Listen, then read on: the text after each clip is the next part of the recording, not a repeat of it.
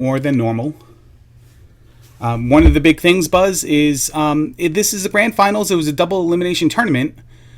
Digshake is in the loser bracket, so he has to win 2 games. Just has to win 1. Yes, this is the final, I guess, with an asterisk by it. So could potentially be the last race if Eunos wins. Yes. As we see, Eunos finds a palace right away. Digshake's a little slow in the uptake, but that might be him stream buffering.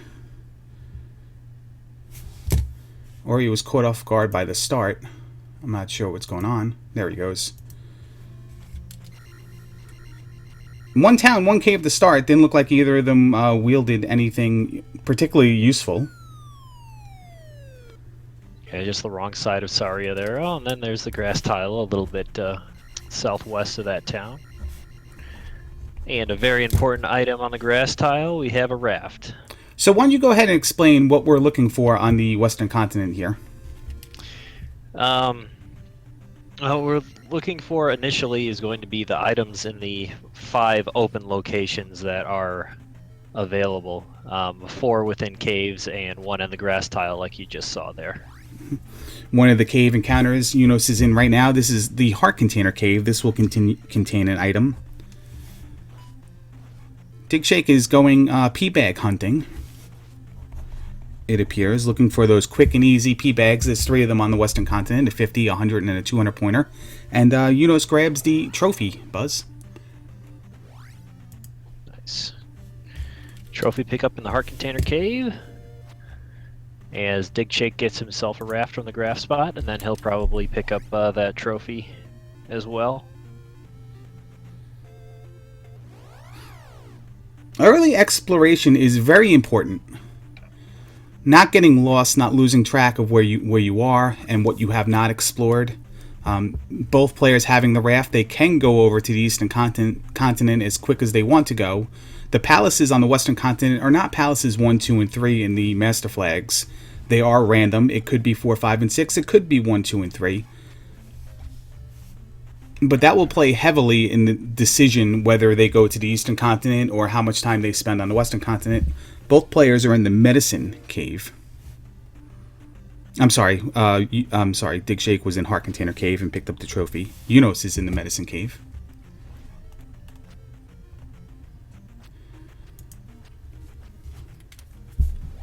The trophy being an item that you cash in for a spell in the town of Rudo.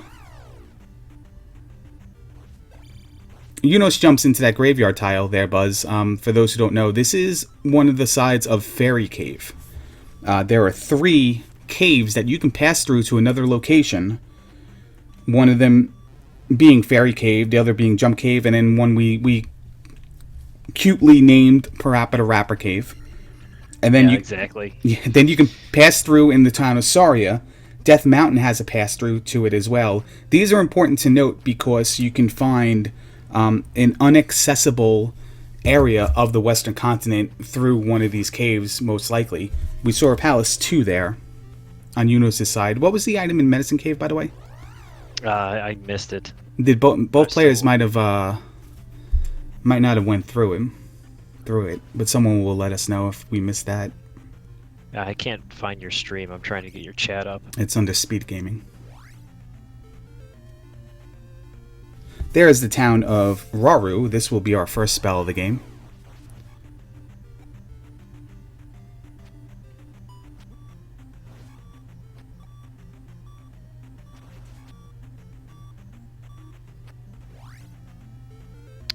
Okay, under Speed Gaming. Fancy.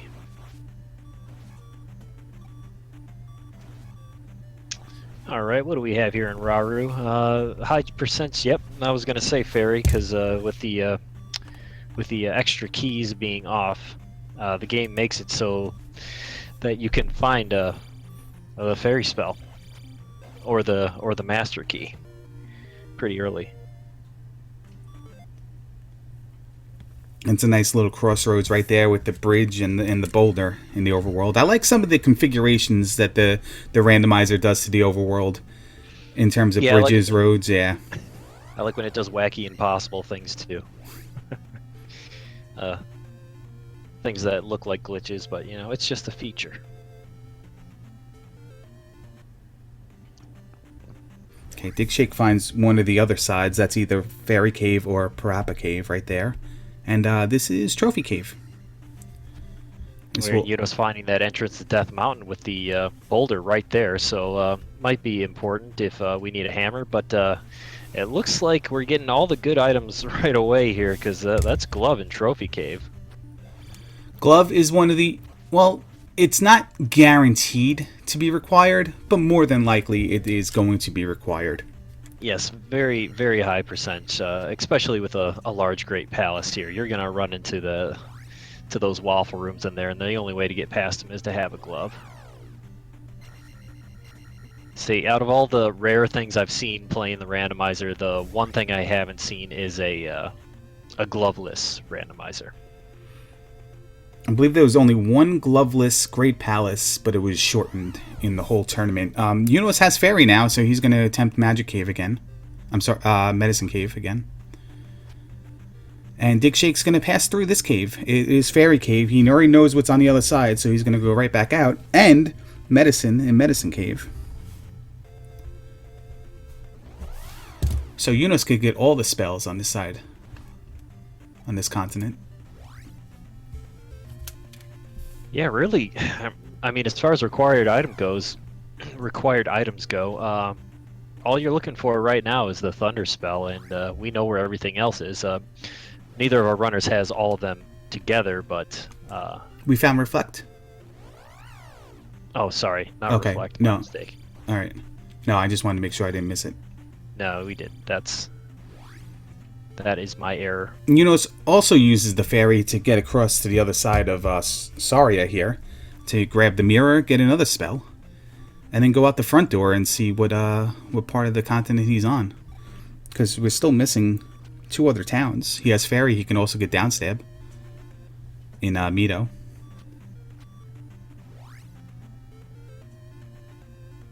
Digshake finding Rudo and has the trophy. We'll go and cash that in. And the spell in Saria is Life.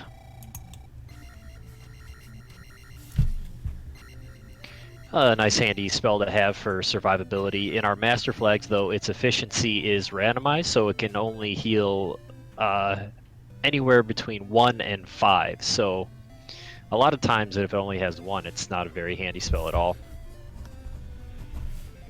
And in Rudo, we have the spell. Spell. Yeah, that's 4 now, yeah. Apparently. Well, it's 3, and then you gotta say it's a spell after that. Oh, okay. But right, also, yes.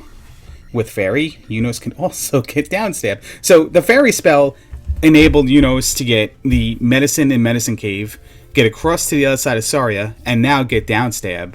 Finding that early really put him, gave him a pretty quick advantage. And let's not forget that Fairy is also useful for passing key doors in palaces when you don't have keys as well, for those who don't know that. Here's Magic Container Cave.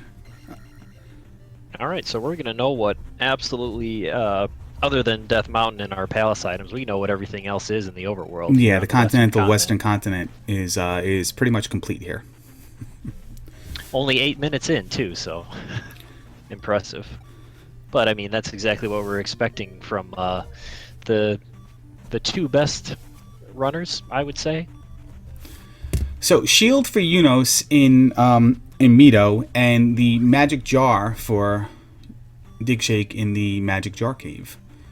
So we got quite a selection of stuff here early on. Yeah, a lot of good helpful things. It's really gonna come down to that reflect spell is gonna be the only thing. As far as palaces go, I thought I saw Digshake enter Palace 2, but I was unable to identify any others if we did see any. I was just about to ask you that. Palace 2 is the only one I've seen. Okay. Whether somebody peeked in and peeked out really quick while I was looking away, updating the tracker, or taking a note, I don't know that. But Palace 2 is the only one I've seen. Have we seen the raft spot yet either? Yeah, I don't recall that either, so...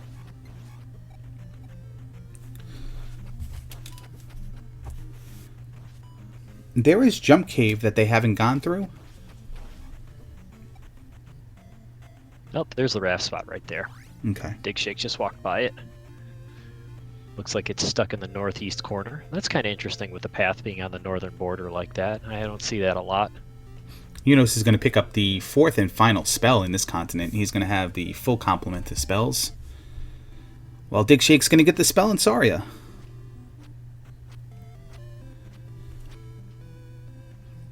So for Eunos, it's the spell. And for Digshake, it is life. The life spell in Lifetown, right? If you want to call it Lifetown. Yeah. Yeah, that'd be correct, sir.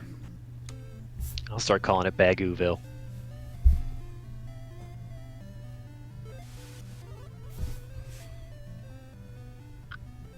Actually, Rudo should be Bagoo Town, but due to the architecture. But anyways.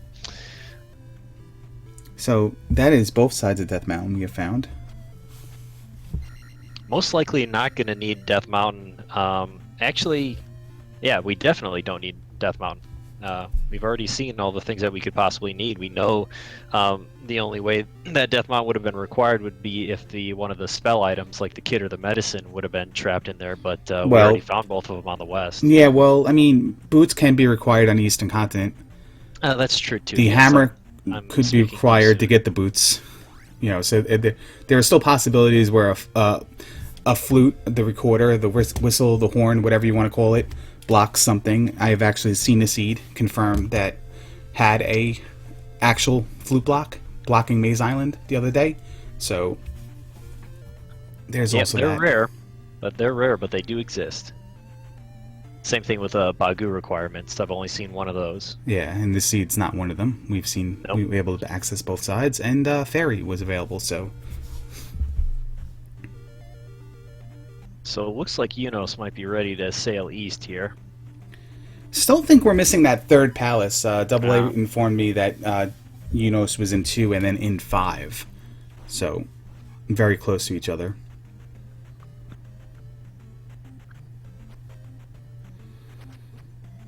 He's going to up A. And again, exploration is very important. Scrolling the screen. Tiles, like towns and palaces and such like that, can only exist on the second to last tile around the border of the world. It needs 8 tiles around it to spawn, if I'm explaining that correctly. If I'm making people understand that. So if you think you're hitting the edge of the continent and you don't scroll all the way over, you may miss a town, or in this case, maybe it's one of the palaces. Yeah, if you're 1 or 2 tiles too over to this side, yeah, you can definitely overlook something like that. Yeah. And here's Eunos. He is in Trophy Cave. He's going to be very happy to find the glove there. Yeah, so he's done everything over here, except Time to sail east. Palaces.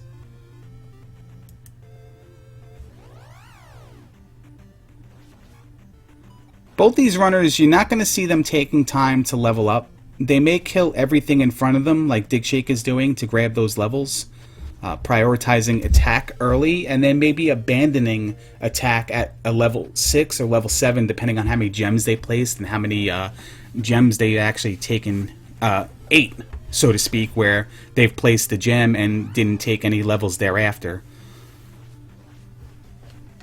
Eunos just heading right into Palace 2 here. Yeah, it looks like it's his best option right now. Again, I don't recall seeing that third palace, but maybe Eunos did jump in, jump out. Maybe it was 3 or 6.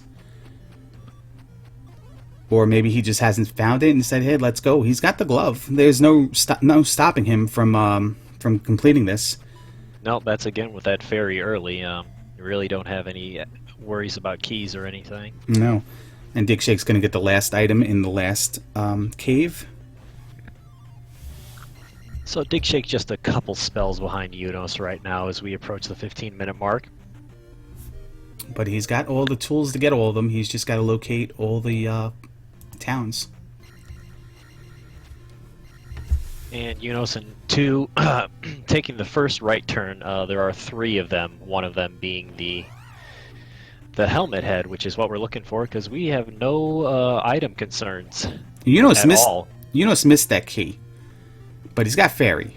But Fairy, he will have to intentionally suicide here to cast it again or grab a jar somewhere. Yeah, kind of interesting. He didn't purposely pass it. He just missed it. And the collapsible bridge didn't allow him to go back and get it. So we have to keep that in mind. And we do know he won a race in the tournament because of having keys or having the master key, and his opponent didn't. So that can come into play very well. Yeah, I think I remember that one, and we do see him find one of the dead ends in Palace 2.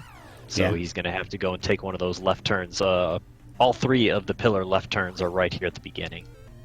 I call them the pillar, I don't know why, elevator pillar room.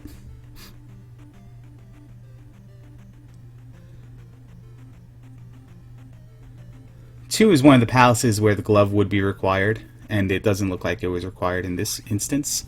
But 3 and 6 are the other palaces where glove would be required. And here's another dead end, but to the left. But he's going to go through and see if he can get a key. Yeah, I was thinking, he's not that, right by that elevator. Maybe you want to pick up a little bit of experience and the key. Well, I guess he doesn't care about experience, just the key. Listen, it takes some time. It takes frames, it takes seconds to walk back. Yeah. And you don't have it against either of these runners. Yeah, a run like this, they both know they're no backtracking whatsoever. Palaces can only be randomized in the overworld as of right now, where they exist in the normal game. So 3 palaces will be on the western continent, 2 will be on the eastern continent, a third will be on the eastern continent on Maze Island, and the 4th on the eastern continent in the Valley of Death. Look what the item is in Palace 2. Wow. The magical key in Palace 2. And as we did that, Digshake got the shield spell. Jeez, this is shaping up right here. Except for those block situations that you mentioned earlier, shaping up to be very fast, especially for master flags. Yeah, and Digshake's still exploring. He's going to go through Jump Cave. I mentioned this as a possibility earlier, maybe blocking that 3rd palace. But he's got all the items. He doesn't know. I don't think he's been in Mito. And he hasn't been in Raru, Shield Town. So he doesn't have Fairy. He can't get down stab. Actually, he's been in Mito because he just picked up that spell.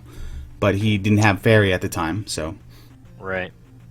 Yeah, that's what's holding Digshake back a little bit. They're both exploring the right way. Just Eunos kind of found things in a much more preferable order, enabling him to do more things without having to backtrack at all. Magic containers are not a requirement in Randomizer for spells, so you can just pick them up as you get them.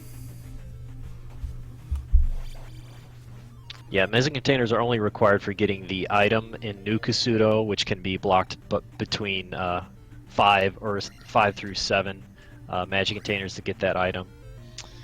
But most likely in this seed, that's not going to be a concern. Dig now has found Palace 5 and the town of Raru. So, has taken two deaths so far. He's on his last life in Palace 2. Going with the name Jens? I don't understand that one. And here is Fairy finally for Digshake, so he'll be a little bit relieved. Finds the second of the last dead end room to the right, so now he's got to find that 3rd path, like you mentioned before. Yeah, this is Palace 2 is kind of clearing it in the conventional method is seemed to force you to do a full clear of it.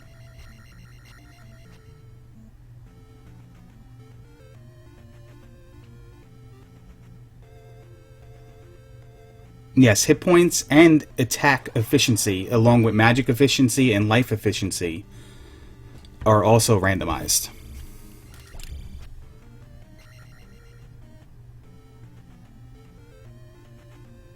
And now Digshake's going to find Palace 2. And he should go through. Yep, he's going through. Yeah, he's most likely going to take the same route that Eunos did, so he'll find the key.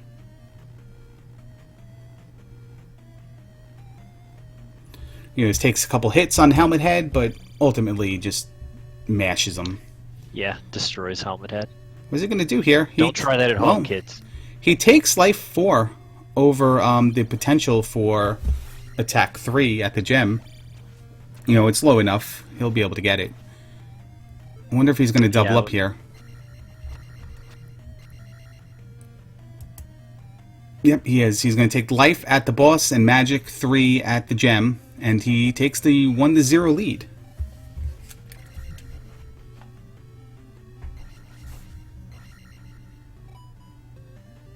Yeah, attack level not being a real concern.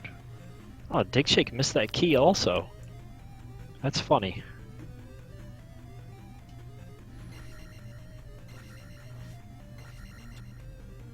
So we're going to see in a couple seconds if this is 3 or 6. That leaves 1 and 4 on the Eastern Continent. 4 you need Reflect to kill the boss.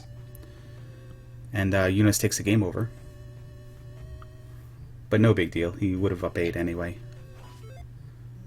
Wonder why. He had 0 XP. I wonder why he didn't just up A to start. Oh, jeez. Never mind.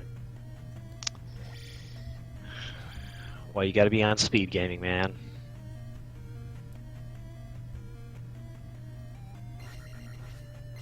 Go through here. We'll see if there's a key here. I believe this is not the room now. This is 3. So that leaves 1, 4, and 6 on the Eastern Continent.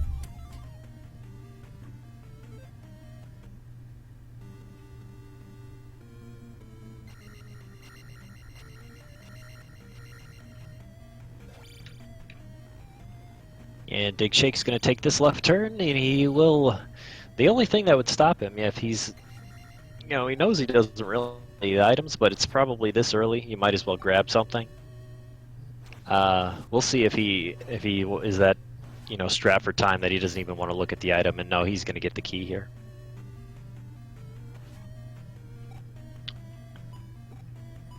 Still doesn't have downstab, though, for Digshake. And Digshake gets the key. So it was a good left turn there for Digshake. I wonder if it was... I wonder what the decision was to go... I mean, it's Palace 2. It's short. They're left turns. Just take them. You'll stumble upon the item room in no time. But, we know Digshake as a player who's just like... If he's got everything he needs, he's going to go. Certainly he doesn't have Reflect yet. But, the possibility of the key, the boots... probably prompted him to go left, and the combination of it being Palace 2 and an easy item room to find. Right. Probably just decided to go for it, but we certainly know him as a guy like hey, listen, he's just gonna go. Yeah, I half expected him to just turn around out of there. No, not once he. I didn't expect him to go left. Is what I mean. Not that he saw the item room and decided to leave. He was going to get it. But... the set out, it forces you to go left. Oh, does it? Okay. Yeah. Because you only had that one right turn and then the 3 left turns in the beginning. Okay, he found that dead end right room. I wasn't watching. I was watching Eunos. Yeah, okay. it forced him left. Yeah, because I know you said the 3 left turns were in a row.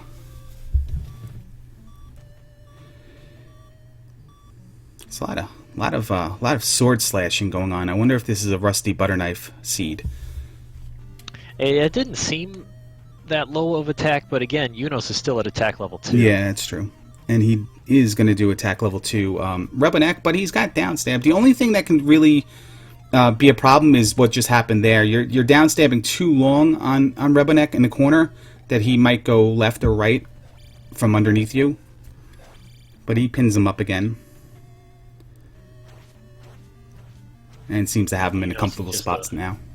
He's just a master at combat in this game. So him having those low attack levels, not a problem. No, he's going to attack 3 right here. Yeah, take attack 3 right at the boss, and then 740. I don't know what 740 was. We're going to find out in 2 seconds. He goes 2-0 up in gems right now. Digshake finding that other dead end, realizing that he's going to be forced to do a full clear.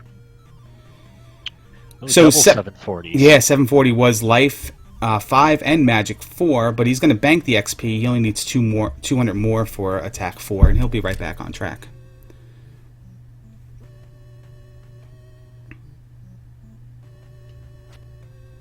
And he's going to do 5. Yeah, why not? It's here, right? We have the glove. Yeah, I guess so. I mean, my only concern is that low attack level, and you know, it would take you a long time to fight Guma, but yeah, but what's the difference? Well, I mean, you probably be more comfortable with a higher attack level, but what's the difference between time saved going to the east and having to come all the way back just for this one thing, then going all the way back to the east again? I wouldn't be surprised if both runners just didn't tackle all 3 palaces before heading over. Yeah, that's definitely preferred. Having to. It's always a good sign when you can get all the things done and then just leave and be like, well, I don't have to go back there again. As Digshake quickly dismantles Helmet Head.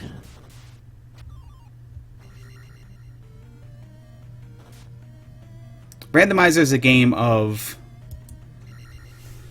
I don't know exactly how to put it, but, you know, doing things versus not doing things. Doing 5 now versus not doing 5 and coming back later. We have a quick Guma, so... Wow.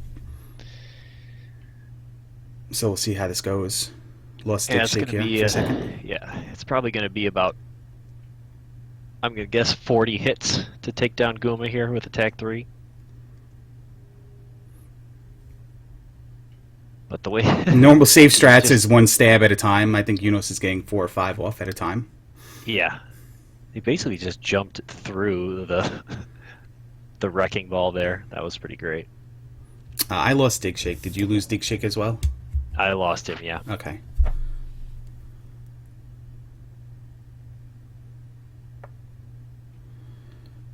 Ouch. We do remember a situation in Eunos' last race versus Era where both runners game over to Guma quite a few times, attempting to do it early, attempting to do it lower level. Now that we know where Guma is, maybe it's not such a bad idea to go east, gain a couple levels, come back, and then go those 2 rooms just to beat Guma. I just don't know how hard it was to get to Palace 5. Eunos got there pretty early, Digshake got there pretty late in the game, so I'm gonna go check on Digshake here. 1 second. Let me go pull up another window.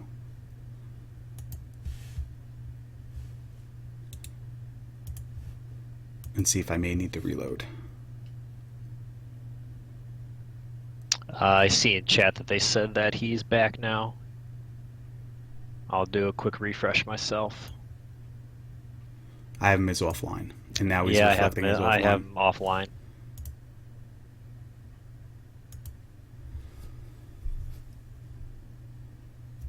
Well, Eunos found... Eunos found Guma again. So it's not that much of a surprise. I just confused myself by minimizing the window and opening it back up.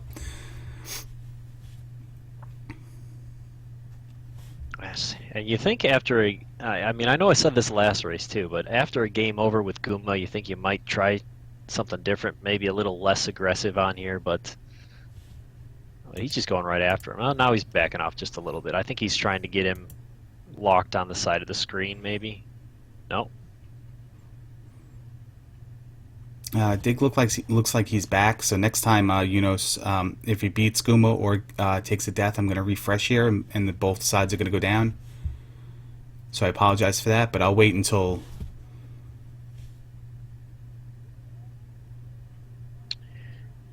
With shield and only 4 heart containers, it looks like you can take 4 hits from Guma, as opposed to the 40 or so it takes to take him down.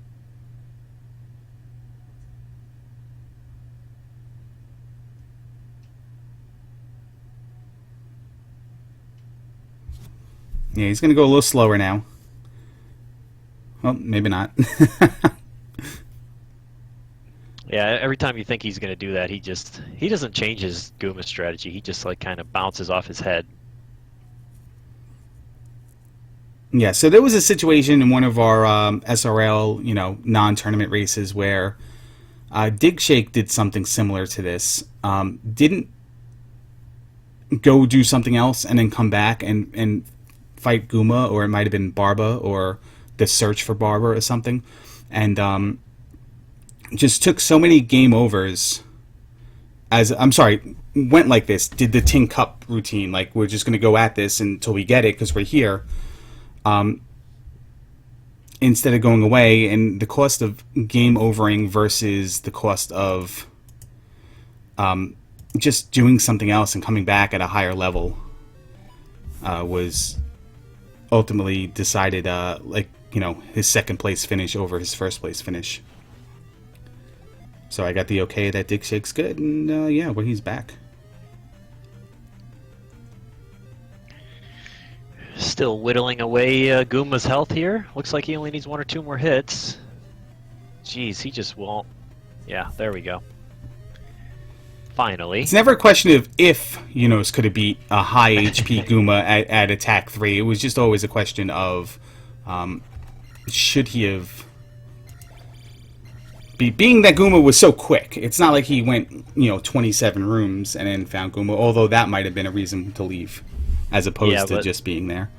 True, but it might have been worth the risk there his first time around, just have at it, and then, okay, if I game over, I'll go slow next time. And those backseat gaming comments brought to you by 2 guys who were out of the tournament. Yeah, that's true. Yeah, but we have to play devil's advocate. But to make myself feel better, I did lose twice in the race, once to each of the runners we're watching right now in the final. 3 gems to 1, but Digshake's going to take his second gem here. Dispatches Rubinek. And down he goes. And he's in a nice XP area where he's going to take attack 5. And that's really our only difference here between Digshake and Eunos, besides 3 gems to 2. Digshake's at attack 5, Eunos is at attack 3. He lost all that XP that he was going to get for attack 4 as well. Yeah, he was at 840 with that first game over, unfortunately. But yeah, he's been kind of just doing the, I think we can call them Jackamus strats, is that right? And just take whatever you get? Yeah, that's take the levels as they come.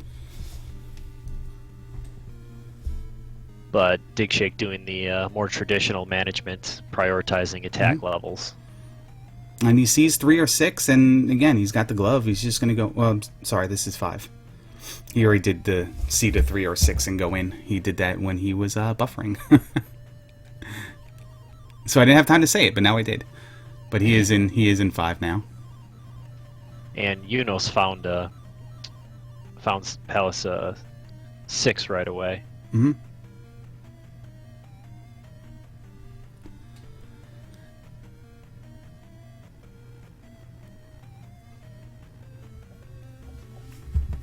So this might be another big thing here, depending on... It looks... Digshake is taking the same route, so he's going to find Guma, I believe, in this next room here. Yeah, and he'll be able to beat him much quicker, because he does have attack 5.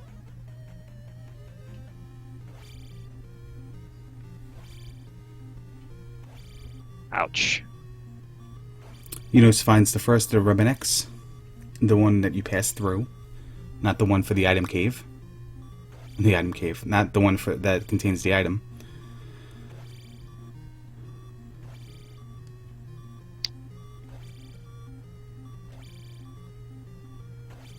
Digshake playing it safe. Yeah, he does a similar strat to what you do, Buzz Thunder. The figure 8, just jumping, crouch, stab, back up, rush back in. Yeah, it's pretty safe, because even if you miss, you normally will bounce off of him and be out of his range by the time he swings.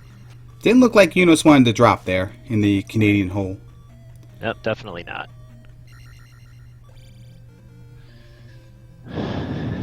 But might as well go with it. A tie. Might as well go with it and see where it takes you. He finds the location where you need to cast Fairy and go through. Maybe this is a blessing in disguise for him. Digshake trying to settle that grudge he has with the wall there in the gem room. Yeah, he likes to do that. Let's see if he's going to go back and... Oh, he did get down stabbed. We must have missed... I missed him getting down stabbed. Yeah, he must have done it after he got fairy. He must have went back and got it. I missed it as well.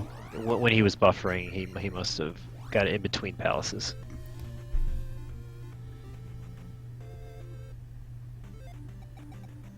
He has, okay. Look like on the plus menu I have everything that he has. He's going to attempt fairy feet. He did. I don't think he's ever done this in the tournament race before. He might have done it in his last tournament race, but he's not normally a fairy feet person where you cast fairy and you tap frame at a time over to the edge of the screen. Once the fairy sprite disappears, push in the opposite direction and you'll be on the other side of the encounter without needing to pass through it. It's a trick a lot of the runners used in the tournament, and just Digshake wasn't one of those people. But now we, I guess, someone learned how to fairy feet. Well, blessing in disguise by falling there. We found Barba.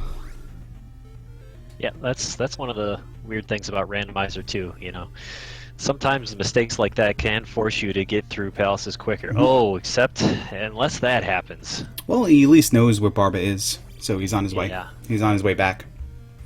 Attack Well, 4. right. And Digshake is heading right into 6 as well. So Eunos with the knowledge, but we'll see if Digshake can find Barba at the same speed. We might have a tie. This is a virtual spoon, as we've dubbed it once before. We haven't used that term in a while. I but haven't said that since the first round of the tournament. Yeah, I don't think so. But here's the difference. Eunos knows you have to fall, like you said, the knowledge. Digshake doesn't have jump. If he misses that jump, he's going to be right on that same fortunate path of mistake that Eunos got put on to find Barba. He also has to fight Rebo, where Eunos already beat him. Oh, he did see Eunos about to fall into the pit there, use Fairy to save himself, but at the end of this room there is a block that you can't get through without Fairy, so he had to go and exit and come back in. Mm-hmm. It is one of the preferable rooms where casting fire is allowed, and you won't get yelled at. Right there, there's a similar room in Palace 3, especially with the Master Flags where it's mixed small and large enemies. See what happens here. Digshake's going to take the running attempt, the Eye of the Tiger, and make it, and that's unfortunate for him because it's not the right way. But maybe he'll be met with a quick dead end here, a quick item room, a quick dead end. There you go. And he's back on the path to falling down. Yeah, that's good.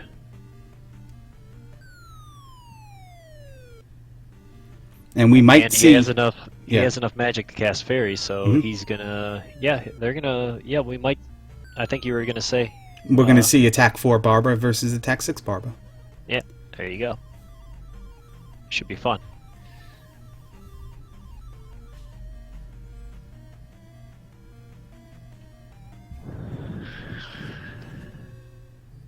It's just perfect right here. I mean, you got the two best runners in the finals here, and we're seeing them do the exact same thing at the same time, 38 minutes into the race. With all the same spells, same gems completed, same items collected. The levels is the only difference right now, and it's probably going to prove to be a factor, especially in this fight. That bubble, man, in that room that Digshake's in, where you got to jump over that tile and it keeps knocking you back. I hate it. Was it up or was it down, Barba? That's a good question. Yep, it was up. Okay, here we go. Attack 4 versus Attack 6, folks. Drink it in. Barbaing. This is where Digshake takes the lead.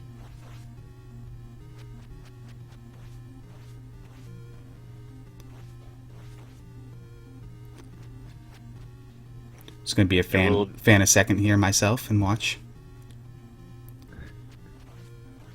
Both players would prefer to have jump. All players would probably prefer to have jump. You can jump higher and get off more attacks at Barba's head using it. And hey, listen, almost simultaneous deaths despite the two levels of difference in attack.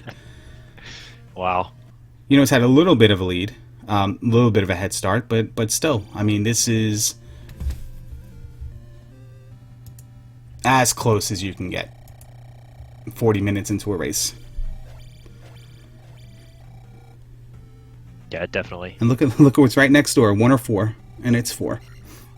No reflect. We have to go back. This is the only thing that's holding us up here, Buzz Thunder. Yep, definitely. Everything else is pretty laid out simply, and don't really need anything. You can go for it. We just have to find the spell now. So let's see if they're past Deviate. There are 4 towns in the Eastern Continent. 3 of them have virtually free spells. One of them you just need to do something in town to get it. The other 2 you just get them. The 4th town you need to get the kid. Find the kid. To get the spell that's in the town of Darunia. That is not the town Digshake's in. This is the hidden town of Kasuto. We'll see what this spell is first before I go on with my speech. And it's jump. He would have preferred to have that 5 minutes ago, but it's alright, I'll take it now. When you find the kid and go find the town of Darunia and turn in the kid, it is a possibility it could be Reflect.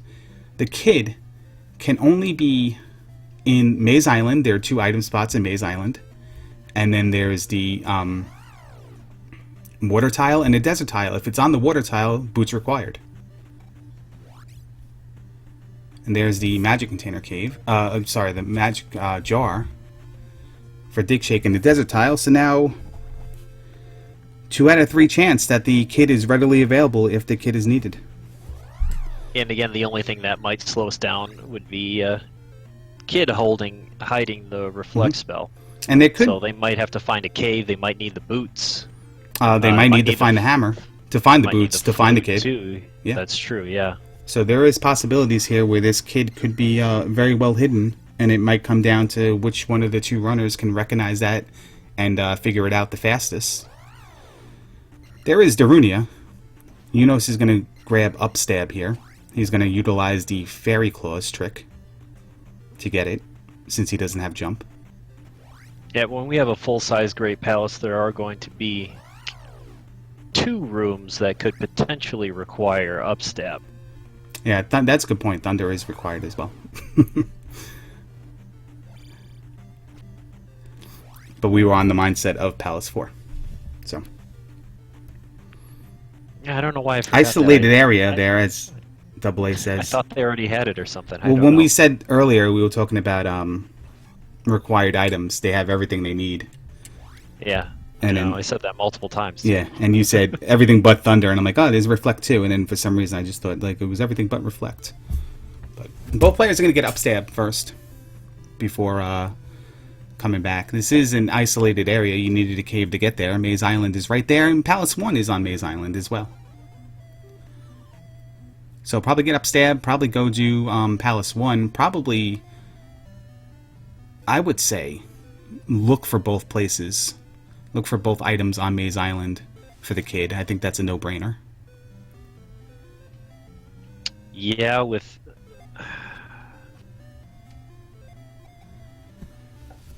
Yeah, there's a... I'd say there's a... Wait, I'm getting my percentages wrong here. 66% chance. A 66% chance that you will need the kid. Of course, chat's hoping for a 0% chance. They want to see the challenge of finding the boots to get the kid, to get Thunder or Reflect. Yeah, that's the fun with Randomizer. You think it gives you everything you need, and then there's still all these little things. So if it gets lined up just right, we were saying full steam ahead, no looking back. I said hidden town of Kasuto. I meant abandoned town of Kasuto before. My bad. Oh, well, there we go. There he is. So, there goes that. There goes that, and it seems like we're always doing that as well. We're trying to draw up the path for a complicated seed, and as soon as we're done explaining, it's right there, and there you go. Yeah, that's just what we always hope to see. Especially with runners of these calibers, we really want to see them be tested. Well, yeah, we want to see them run longer too. As a player myself, I want to see their approach to tackling situations like these, where they go once they realize that the required item is blocked, or once they need a required item. What's their meta for finding Yeah. it, stuff like that. I mean, it helps me as a player, and it's entertaining to watch. Yeah, if you want to improve, watch one of these two.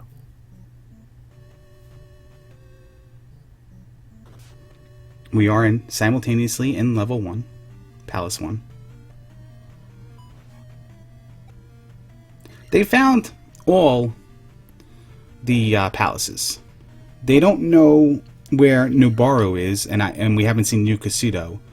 Could be a possibility boots may be required for them, but both runners are just going to keep going right.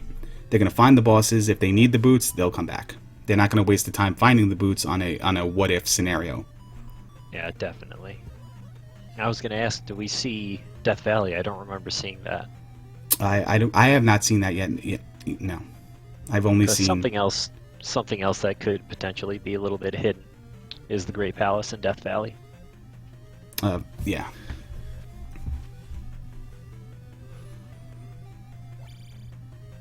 And first to Horsehead is Eunos. 3 levels of attack now separate the two. Horsehead won't be too much of a problem at level 4, although Eunos is trying to jackhammer his head. There he goes. Okay. Looked like he was unsuccessful in the first two attempts to cause any damage. Yeah. It's always batter up for Horsehead. I always think that he's like a baseball player with that. He kind of almost knocked Eunos out of the park. And there's his 5th gem. Now he needs Reflect. He needs Thunder as well, but he needs Reflect to do the 6th palace. There's the 2nd. No, that's the that's the kid spot. So he is looking for the other item. I don't know if he is. He might be going back out around. No, he's going back out by mistake. Digshake did take his time to look for the item. I thought I saw him going left. Hey, listen. Here we go. Here's the scenario I kind of mentioned. There's Boots. Maybe Digshake did not look like he did not like what he saw in the overworld. Again, Maze Island is on its own little area, accessible by one cave. Maybe he can go north or south now and find the towns that will lead him to the required spells. And now has to go around and find caves to him. Who knows? I mean, we don't know how much of this area we've really explored. 3 stabs for Horsehead for Digshake there. Mm-hmm. And we're going to find our... a huge exploration advantage for Digshake now. Well, depending on what this spell is, and it's fire... Nice. We now know that we need to find New Casido, we need to find Nubaru, and Digshake has the boots. So he's going to find out he needs fire here. Eunos is going to have to go around the long way. Digshake's going to walk right onto the water and go up or down. See if he takes attack 8. He's not going to take attack 8. He's going to distribute it. Yeah, there he goes. Yeah, no need. Yeah, Digshake's not an attack 8 person. Everything in life. Right, and this also puts him in a situation where quick Carrick, and he's out of there. He's not going to worry about maximizing XP, so... Instead of taking attack 8 now, and then you have to worry about maximizing XP on your last gem, he's going to take this gem and put it into life. And then just, you get what you get on the next gem, and you're done. With attack 7, the way he did his leveling up, he just experiences not a concern anymore. 747 is more than... necessary for Great Palace. And Eunos is now going to find the 6th spell, and him and Digshake are going to have the same 6 that exclude the 2 required spells. So Nubaru and New Casido have to be explored. Which way does Digshake go? He's going to go south through the water. And there's a little island there, but it's nothing. It's just a 7-tile island. Oh, we're going to go into a cave. So boots really weren't helpful there. This is one of the things I don't want to see, Buzz Thunder. It's this encounter that Eunos is in the dark. Yeah, that's one of the worst things that you can find in the game. And He does have jump, but he's just going to ferry out. It's the safest way, Smartly, and it's yeah. a road tile. So you take the encounter and then you jump back onto the road thinking you're going to be safe, but nope. Very quick fairy feet there. There's Death Valley. Yeah, there's your Valley of Death.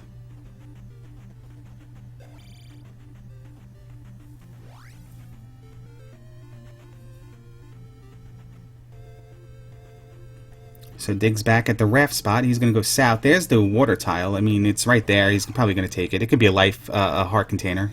He'll welcome that. And it looks like both of the other towns that we need are right there for Eunos. Oh, there's the hammer. So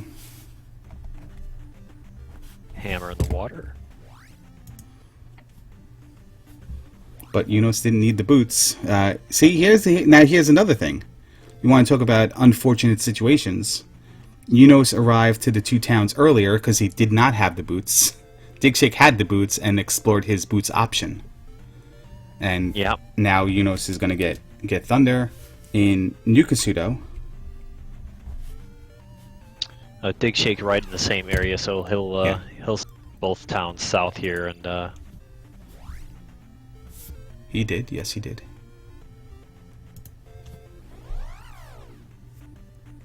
Digshake take another wrong turn there by going right. Eunos doesn't care about your 2 items.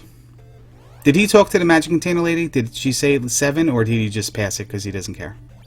I didn't see him talk to her. But he didn't care about the item in the end. They wouldn't at this point. We'll find out here, though. Well, yep. So it's free. Digshake's going to grab it. Interesting. Eunos looks like he wants to get this level.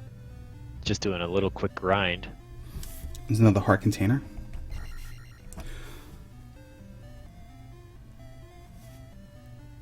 Or just the first heart container, I should say. The water tile was the hammer. I don't think Digshake's going to go for the second item. I could be wrong. Yeah, I was surprised he went for the first one, but it was on his way, so I don't think he's going to go out of his way. He has to be more than comfortable right here. Because the other item requires him to go to another screen, go through an animation, walk through the rooms, come back, walk back off the screen. That's a lot of time wasted for what could be the cross or the flute. And Eunos is the first to find the Thirsty Broad. Yep, and he's going to get Reflect here to complement his Thunder. A full spell book for Eunos, and shortly after, Digshake will do the same. Mm-hmm. And there we go. Digshake's not going to go for the item. So Eunos up A's and goes to the start here, the North Castle, and he's going to just take the raft over. Well,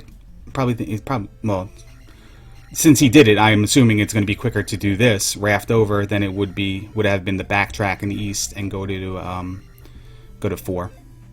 He might have wanted his lives too. Okay. Because I think he may have died doing that farming thing he did. But actually, that doesn't make any sense. No, that doesn't make sense. Full complement of spells for both of them. And it's a race to Palace 4, so Digshake thinks it's quicker to walk. All gems is a requirement.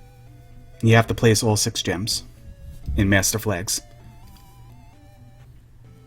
So they both have to do Palace 4.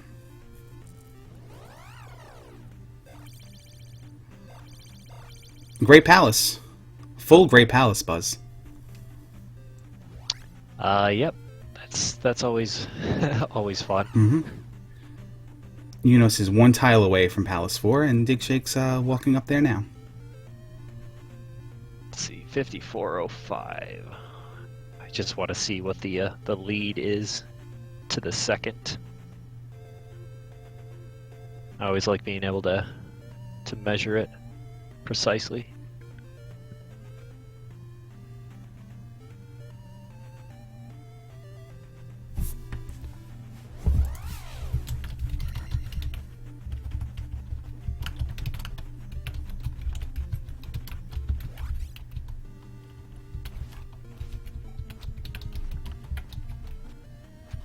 All right, and as Digshake enters Palace 4, Eunos has a 35-second head start on Digshake.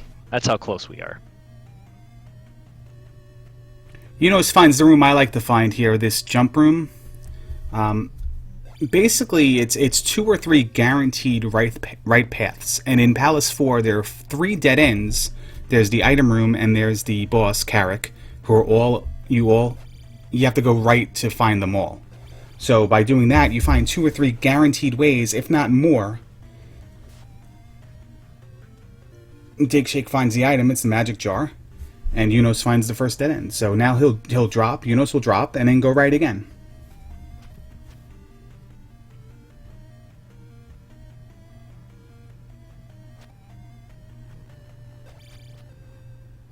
Digshake has another path right here. Is this the one that puts him on that jump path? Yeah, it did. Yeah, I believe Okay. so. I don't know if Eunos saw the item room and then just left. But this is, again, now a little surprised Digshake's grabbing a couple items. But as you can see from his levels and his spells, his survivability is a lot higher than Eunos, which is going to come into play at a full Great Palace. Well, 3 out of 5. So there's only 2 possible paths. There's going to be a collapsible bridge down here. This is the room I like to find. I always feel like Carrick is guaranteed to be in the room next to it. It just seems like Randomizer works that way more than it does. It's small sample size. But he's going to find an elevator down instead. Yeah, I think it's just got to be because that room is so identifiable in your mind. You always you remember it that way. But I feel the same way. I know exactly what you mean. Or you just already found the 2 dead ends in the rooms above it, so by the time you get down, it's just more probable that it's going to be Carrick. He has an option up and an option right. He's going to take the right. He wants to find him. And he has another option up, an option right, I believe. Yes.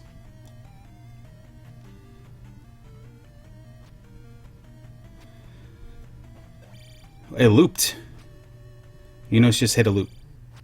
For those who aren't familiar with Randomizer, the palace rooms stay the same within the palaces, but they're configured in such a way to like a puzzle. You have the rooms or your pieces, and you just move them in a way, like building a track, like a train track or something, and it's customized that way. But because of the options of rooms going left and right and up and down, combinations can happen where rooms can loop into each other or loop into themselves. And Eunos found one of those loops while trying to explore a path to the right. Now here's his item, and he's going for it. And you can only loop in a few of the palaces, in 4, 6, and Great Palace, I believe, unless I'm wrong. 6 and Great Palace for sure. I just didn't know if you've ever seen it in 2 or 3 or anything like that, because I haven't. No, I don't think it's possible. I think it's only possible with drops. Rooms. Yeah. Yeah, that's what I thought.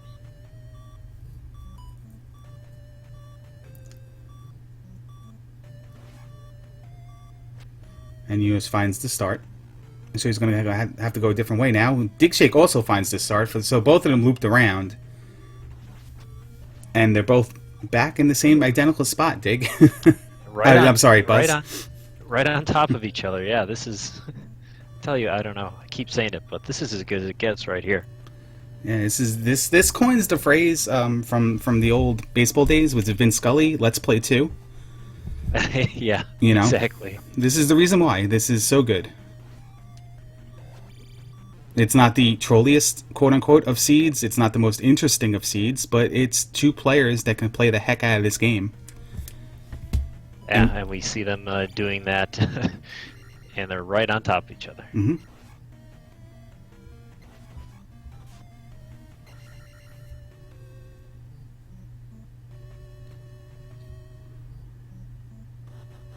Digshake's in one of the worst rooms in the game in mixed small and large enemies.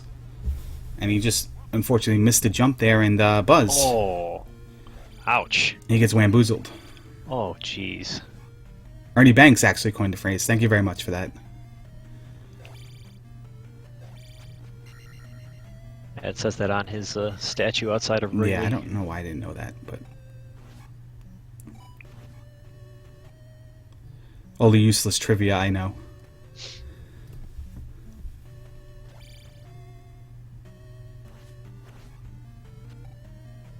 Unfortunate game over for Digshake. He's going to lose a little bit of time, but at least he knows the way to go. And since they got looped back to the start there, he didn't really lose that much ground. So he's almost right back. This next room here is where he game overed. So he lost enough ground for Eunos to find Carrick and defeat Carrick and be on the way to Great Palace, though. So that's enough ground. He had full magic, too. Very surprising that he, didn't have the reflexes to cast Fairy and all that. But sometimes you just don't get it off. Up A has an option in Randomizer to set you back to the beginning of the palace, or you can uncheck it and then send you back to the start of the game, except in Great Palace, like in the vanilla version of the game. So any option we talk about being part of the master flags or existing, they are just checkboxes, yes or no. You can customize those as you want. That would have been yeah.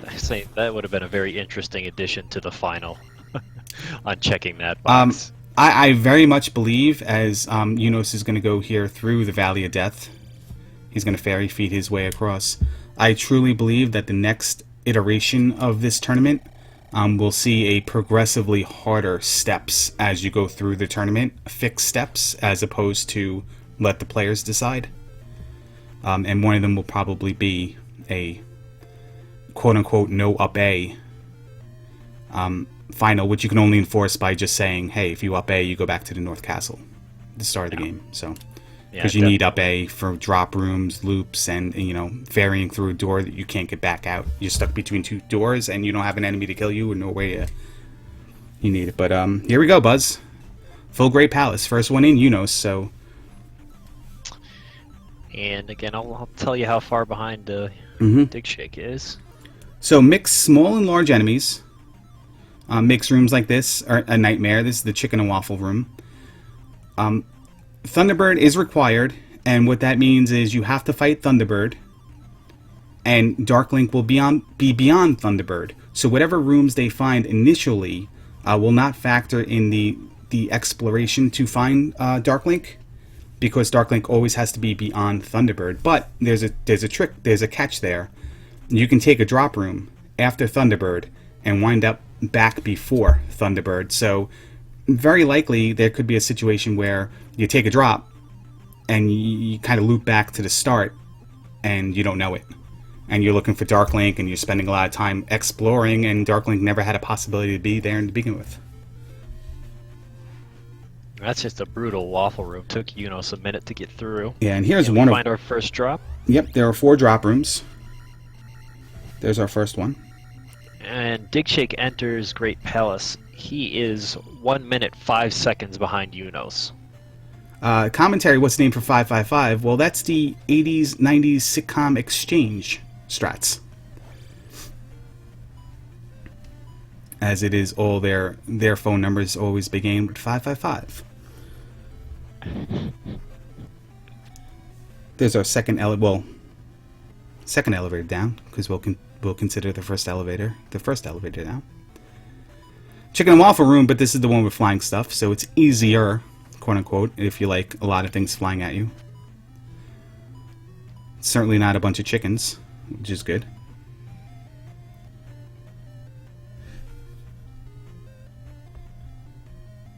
And then we gotta see if this is the room that you can drop into, or if this is the room with the jar at the end of it.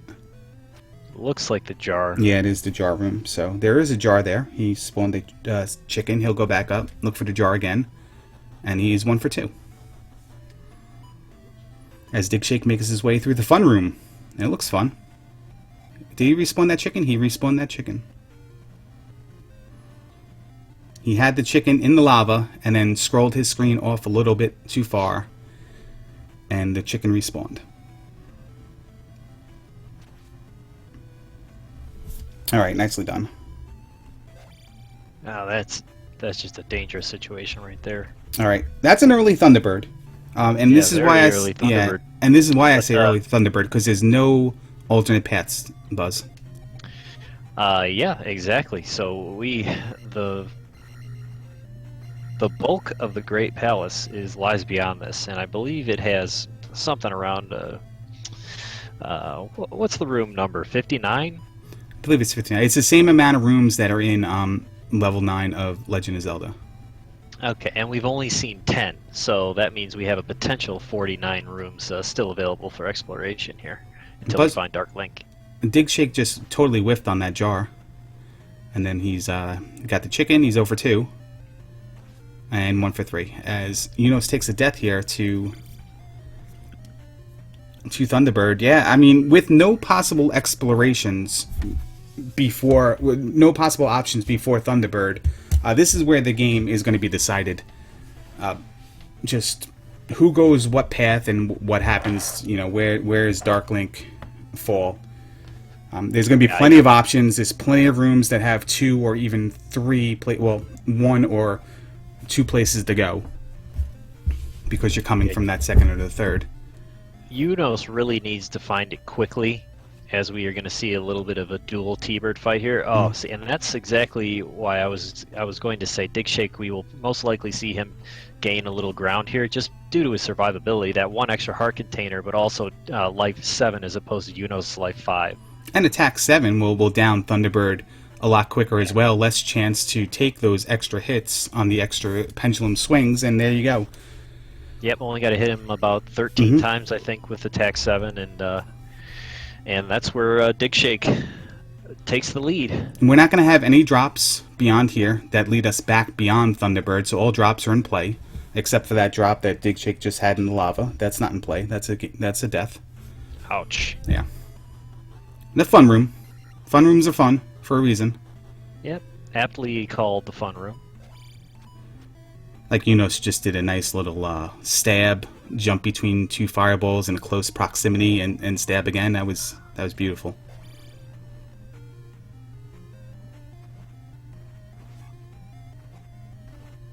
And there he goes, Thunderbird down. So again, it's not about Eunos' ability to defeat Thunderbird at 5. He can, and he did, certainly. It's just about survivability. Down 2 lives and at half life right now. Yeah. How far is he going to get before, hopefully he doesn't game over, but how far will he get before that happens and he has to start over? Digshake as well. There's a possibility Digshake can game over, even with the added survivability. Yeah, he did fall in the lava there earlier, so Because Digshake only has 2, and Eunos died, so I think they're 2-2 right now. We're going to have two paths unexplored here. There's going to be an elevator here and a path right, and then there was an elevator up in the previous room. He's going to go down. This is, okay, it goes down again, so we don't really learn anything. We're going to grab the jar. Refill. Maybe he went down. Maybe he just wanted to get the jar. Oh, no. No, oh, no, on both ends. Oh, jeez. Eunos takes a game over, and Digshake gets buzz thundered by the King Bot. Rare to see the pros get bit by that bot, but it happens. It's an hour 8 in, man. They got all the gems. They gotta go. Digshake finds one of the 3, I believe it is, dead end rooms there. They can one of them contain a fairy though, but Digshake doesn't need it, and neither runner will even bother going to look for it. So closest available path here is the down elevator in this room. Yeah, he doesn't get hit that time. But we have another chicken and waffle room. Let's see what this one has. It has a spicy chicken and a red focker. Spicy chicken's making it rain. As Eunos gets back to the first of the, the only drop room, but about four rooms away from Thunderbird, about 6 rooms away from where he took the game over. And these waffle rooms are just really nice to have that jump spell. Can really save you a lot of headache. Man. Look at that Dark Link. Oh, geez, look at this. Wow. That's crazy. There is so much of the Great Palace left to explore. Digshake's heart's beating a mile a minute, hoping he found it first. Yeah, all he has to do is stand in the corner, though. So, barring something horrible happening. Good game to Digshake. Well, as Ernie Banks said, let's play 2. Yeah, exactly what I was hoping for. I'm sure Vince Scully quoted him at one time as well. But yeah, game 1 goes to Digshake, and again, it was only going to be a 2-game set if Digshake won the first one. In a double elimination format, now both players have 1 loss, and we will have a second game. So I see a bunch of GGs, so I feel safe that throw the time up there.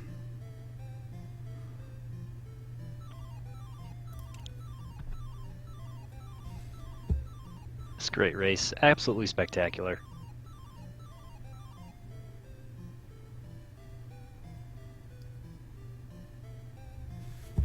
We'll see if Eunos opts to finish. It looks like he just saw. I don't. Yeah, he just forfeited in the IRC channel. There's no reason. It's not a rage quit or anything. There's no reason to continue on because they have to race 2 anyway. He's just delaying his own time. Yeah, especially since he knows that we're going to do. Are we just going to keep going, or are we going to take a 5-minute break? I think they just probably want to just go into it. If you want to take a break, I'll hold it down. I'm good. Oh yeah, I just want to. I'll be back in just 1 second. You got it. So that is game 1 there. Game 1 goes to Digshake. There you go, LOZ. As LOZ Hearts fan says, let's play 2. I don't have to worry about it being Ernie Banks or Vince Scully. All right, well.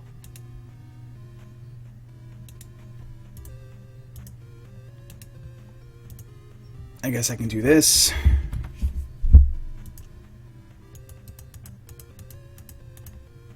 I can leave the timer on. I gotta clear the timer. I had a second layout all ready and prepared, but hey, this seems faster. So levels played a huge part in that victory for Digshake. The survivability, the ease of attacking things,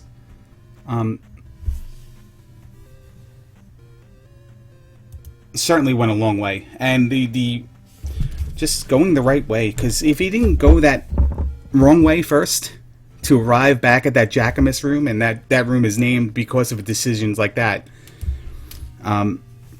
he may have never. He still may not be finished right now.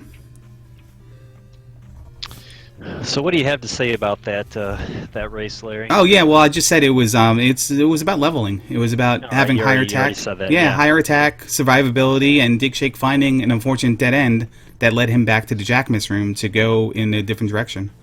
And yeah, I was just going to say very, very, very minor deviation in their paths, and from what Digshake did, just to get those couple extra items and level in a more efficient way.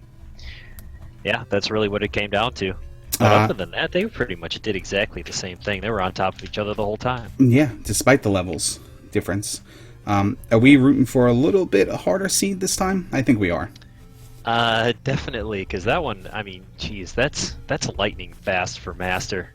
Especially that Great Palace. That was incredible.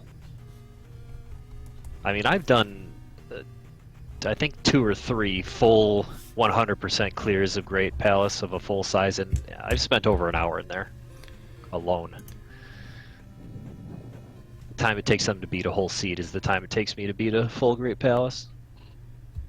In the bad conditions. Eunos acknowledges the fact that he was underleveled. And Life 5 was pretty bad. You don't really get a true feeling, and I'm going to take this down for a couple seconds. I'm going to take their screens down while they ready up, just in case they put up anything anything they don't want to show the audience.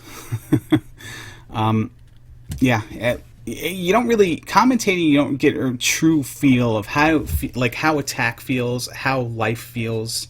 You know, playing you get a better understanding. I mean, we can see it obviously, but it's a little bit different slashing an iron knuckle using a controller than it is to just watch somebody do it and kind of gauge on how well attack and life works. But It looked like life was the issue there, Buzz. Yeah, definitely. Other than this one, if you're going to put this one in your favorite, reflecting over the course of the tournament, for those who may want to watch the video on demand, all the links to the VOD are available for the most part on the tournament page. If you go to the tournament page that I just posted in chat, or Nightpop just posted in chat, in the schedule section, you can find the links to all the VODs or the YouTube pages that have the various races. Buzz, what was one of your favorite races during this tournament? The one that comes to mind immediately is Eon slaying the dragon early on in the tournament was great, because that one was just so close at the end as well. Yeah, that was a good one. I liked that one. I liked Jackamus versus, I think it was DH, because that was where we named the Jackamus room from, because they both were in the Great Palace. They both went the same way. Jackamus was under-leveled and took a game over and then said, screw that, I'm going a different way in that room. Instead of going down, he went right, and Darklink was in the next room. Both players went down. DH had the survivability. He got through the room. Jackamus died, got back to the room, and said, I'm not going in that room again, and just went right, and there was Darklink. So it was for something that's, you know, one of those factors, that race was pretty good as well, yeah. Yeah, same thing in the Eon versus Digshake race early on, was that type of a decision. Digshake going right in the what is now known as the Eon room. Again, like, yeah, those are the ones we remember because we have rooms named after the race and what happened in them. You know? So yeah, Digshake not taking the drop, Eon taking the drop and rolling the dice and coming out on top. Yeah, didn't even check right, just went down. And then, you know, one room away from Darklink, well, Digshake went right first, which is, you know, if you want to talk about the maybe overused word of meta, he went right because Darklink could appear to the right. Why drop if you have an unexplored right in front of you? And unfortunately, there were a couple of rooms there, and not for Enchantress, but... Yeah, there's another one I did last minute with Ness Martin. I want to remember which one it was. I believe the Angry Larry versus DH race as well was memorable because neither one of us had downstab until the 2-hour mark because of a boot-blocked Mito. That sounds, yeah. Once you say downstab until 2-hour, like that's the opposite kind of seed from the one that we just watched. And guess what? We are underway for match number 2. This will decide the champion of the Zelda 2 randomizers. Make sure you follow the runners and catch up on the tournament as well from the links I posted. And here we go. Sudden death on Eunos is getting serious. Ding, ding.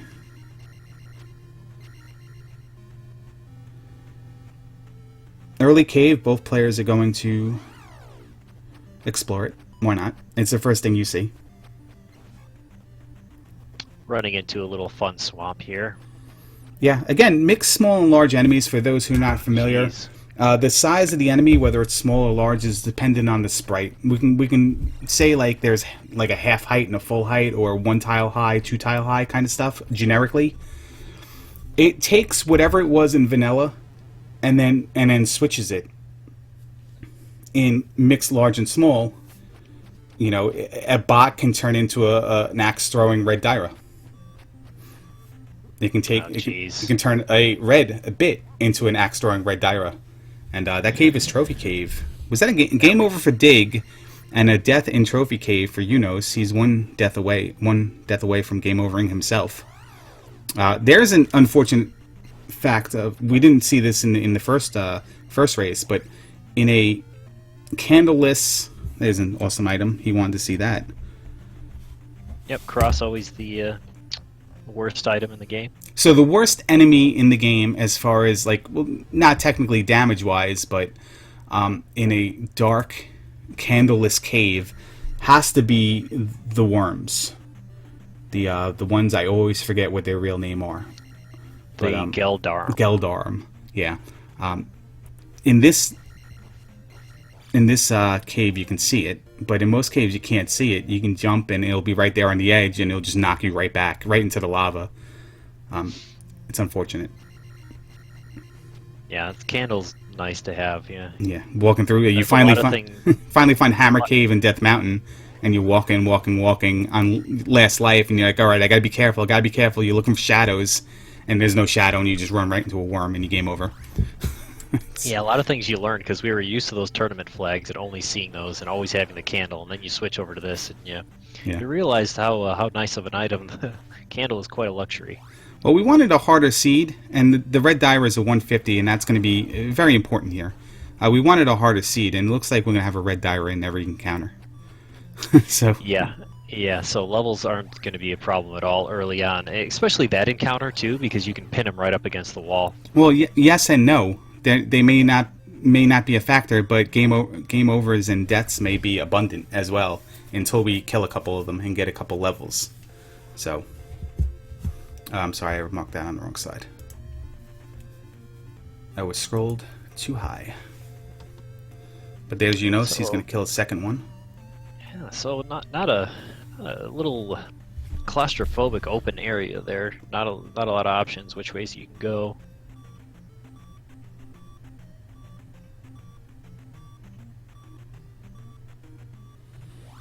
Try to get a better sense of his overworld. Looks like Digshake is not getting paid. It's a lot of graveyard, not a lot of swamp. I think he actually has to pay out of his swamp fund to make graveyard. Okay. Oh, and here's a whole bunch of stuff. Well, We find Saria. Wow, there's another town over there too. Digshake didn't scroll and see that one and that other palace that we see on Eunos' screen, and that is Mido. It's a tri-state area, Buzz. That's correct. That is a tri-state area. However silly that sounds, I'm still going to agree to it. It was improved by the board of the Zelda 2 Randomizer, the committee. Oh, okay. And the trustees and the shareholders, yeah. I wasn't even notified. Well, there's Fairy. And again, that's my... That's always something I have to say about the extra keys. It seems like it makes it difficult, but it always looks like they throw Fairy at you right away.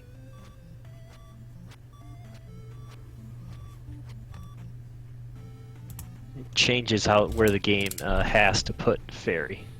Mm-hmm. Oh, and there's the other side of Saria directly below it. So technically not a tri-state area. It's tri-state area. It's the same. Nope. No, it's the same town. Nope. So technically not. Doesn't matter. We have Palace 2 again on the western continent here.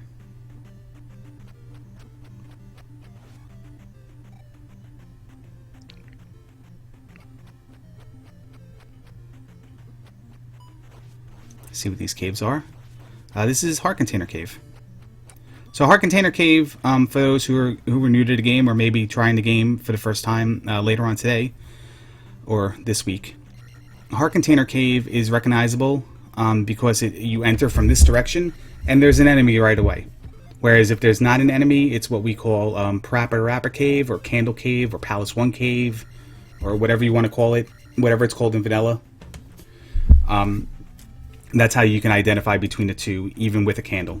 There's just an enemy right away. And there's a little digger for Digshake. What was that item for Eunos, by the way? Candle. That was the candle in Heart Container Cave.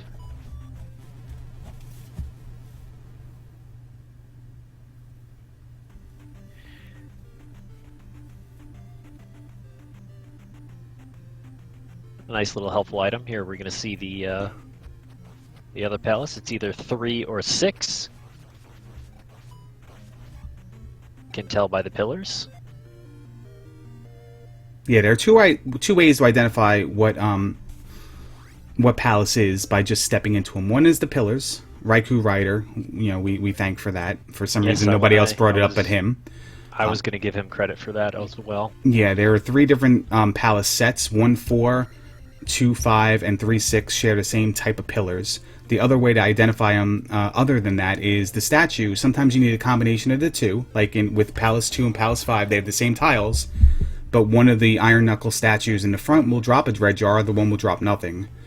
Palace 1, difference between Palace 1 and Palace 4 is, as you see right here on Digshake's screen, is there's a Moa at start. So that is Palace 4. And the difference between 3 and 6, well, there's none. The pillars are the same, and the iron knuckle will yield a iron knuckle or a red jar. So the only way you know is to go through it.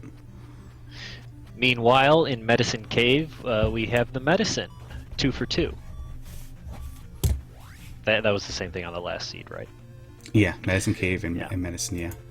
So, just to catch up here, because I'm still trying to draw notes. Digshake go through Heart Container Cave, or no? No, he only has the cross Okay. and the fairy spell, as far as I've seen. He's in Death Mountain. He's going to look in a couple caves here. See, that's another really good farming area right there, because every time you enter and leave Death Mountain, it will reset the enemies, and that's a pretty simple red Dyra right there. Orange Dyra, I mean, and not worth any experience points, so Digshake's going to leave. Yeah, again, with these two runners in a race condition like this, we're not going to see any grinding. But for those who might be playing casually as a result of watching this tournament, certainly pick and choose your options there. If you find an enemy with a large amount of XP that you can manipulate to respawn over and over again, just spend a little time, like in Palace 3 or 6. Hitting the Iron Knuckle in the statue could yield you up to 200 XP per kill. So you just leave the palace, come back in the palace, spawn the Iron Knuckle again, or try to spawn the Iron Knuckle again, and take a couple levels if you need to. Yeah, always helpful. So yeah, when I started out, that was something I would easily spend about 10 minutes just killing red Iron Knuckles. But as you said that, Eunos found the Magic Container Cave and picked up the trophy in there. So a little bit similar to our last seed as far as finding the trophy in Medicine very fast, very early, all spells accessible. And Eunos finding all 5 things right away because the grass tile is on the screen with this town. He'll get it right after he grabs the spell. Digshake just a little bit behind on items here. Eunos getting everything fast. And it's Shield. And that's Rudo he's in? Okay. That was Shield in Shield Town? Shield in Rudo. Rudo's Jump Town. Rudo's Jump Town, yes it is. There's Heart Container Cave. I'm still working on that 100% all key run. Nope, 1 CC. It's not happening, by the way. I tried the other day. It's not happening. Yeah, I did that a while ago, and I haven't played it since. So the Heart Container was in the grass tile. I don't think I said that out loud. Yep, so we're looking for one more palace here. It gives Eunos all 5 of the items, open items on the Western Continent. Still don't know what the 2 items are in Death Mountain, and we have half of the spells identified here. Mm-hmm. We have the means to get all of them now. One is free, and one is the medicine that was in Medicine Cave. Catch me up on Dig here. What did he do? Did he got the candle out of Heart Container Cave, and that's it? Candle and cross? Yes. Okay. We have seen all of the palaces. And what was the third? We have 4, 2... Oh, and 3 and 6. Yeah, that's the reason why I didn't mark that down, yeah. So... Oh, no, Digshake didn't... I don't know what caused him to leave. He probably... He game over, Kool-Aid said, okay, yeah. that's why. Yeah. Okay, so he'll get the candle now.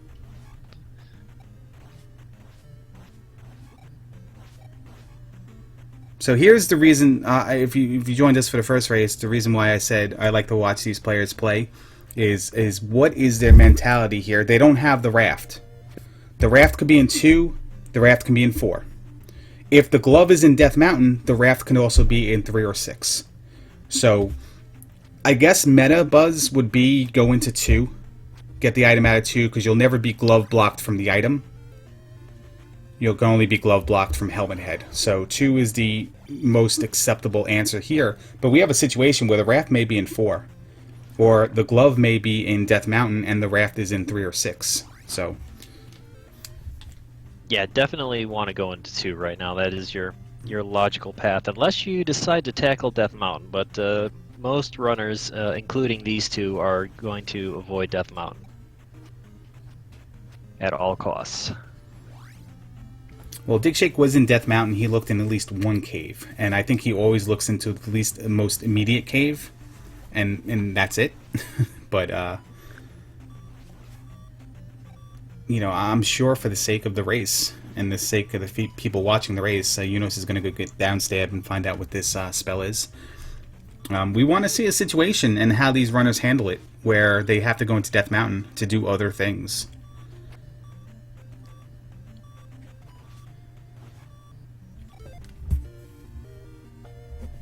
And this is the medicine coming up. And there it is. So Digshake a little bit slower here, Buzz, getting the items. Yeah, a little bit, but I think he knows where most of the things are, so really not as far behind as it appears, I would say. The only difference being that Eunos has better levels than him this time around.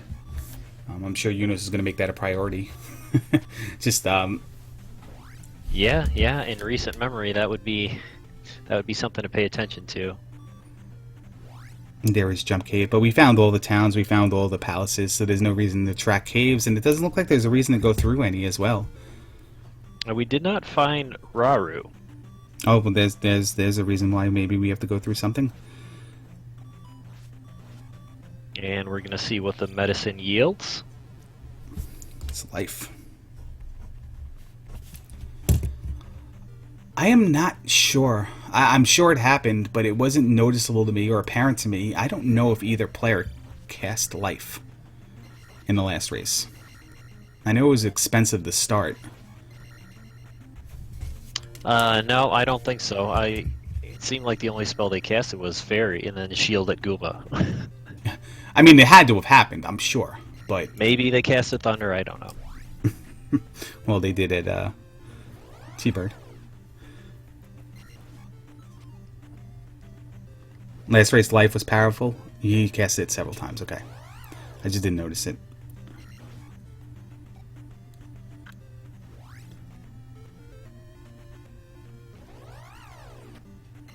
It's like Eunos is searching for 2. I think he's searching for Raru, actually. No. He knows where 2 is. He's been in it, I believe.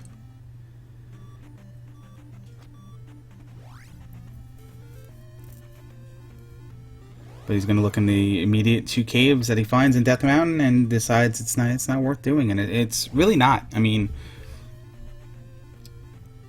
you know when you have to go to Death Mountain when you know you have to go to Death Mountain. If you do it first and you take a chance, you might save some time, but then the person who needs to go into Death Mountain will have higher levels and a better understanding of everything else. Yeah, by the time it happens, gamble. yeah, Big gamble to do that. And here is Eunos going into Palace 2. And this is Shield Town, right? No, it's not. It's Rudo. Well, it is. Rudo is Shield Town in this particular scene. Yeah, well, that's what I meant. There you go. So he's catching up a little bit. Oh, very fast item for Eunos in Palace 2. Trying to get killed by this orange iron knuckle so that he can cast Fairy. Digshake picking up the heart container in the grass tile. So Digshake has all 5 items in the continental western continent. Magic Jar. Did he get the trophy? Okay, he got the trophy. Yeah, he did, because he just casted him for shield. Magic Jar in Palace 2. Nope. Here's a decision. And his ferrying out is probably going to answer my question. You don't have the glove. Helmet head can be glove blocked. We saw in the last race, 2 could be a little bit long, a little bit longer than you want it to be. Do you just up A at that point, or do you even attempt to do helmet head? Eunos is going to attempt to do helmet head. And we've seen both happen in the tournament. Yeah, I agree with that. You might as well do it. And there's a dead end, but it could yield a key. It's going to also yield an up A at this point, and the decision whether to go back in or go leave. Jump in the place that we didn't find before. Raru. Yes, Raru. And there's the. Did he get the key? Because I was writing down, or was it a P bag? I didn't see it. Okay. Well, he up A. Writing down, taking notes here.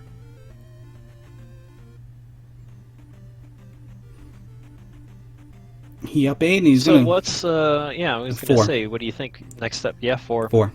No reflect. You can't beat the palace, but you know, you got a key. Okay, thank you.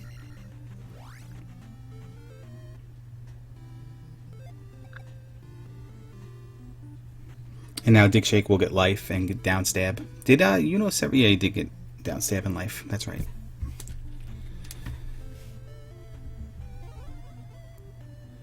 Yeah, I think 4 is an easy decision. I mean, it's not too hard of a thing. I mean, of a palace to explore. There are a lot of right-hand paths, and you know, it's beyond one of them. Certainly, And, 5 could be longer, and 6 can be trollier. But Eunos finds a Karok, and he's found one dead end and a Karok Yeah. for all the right turns. And again, one of the few times where you're disappointed to find the boss early. but this is your only decision to find the raft here is to go into Death Mountain or to go here. No keys and a costly ferry is going to prohibit you from going to all the places you want, but who knows? You really don't have another choice. And there's life. So both players have all the items. Well, no, actually, Eunos doesn't have all the spells. Yes, Digshake is a 1 jump ahead. That's nice.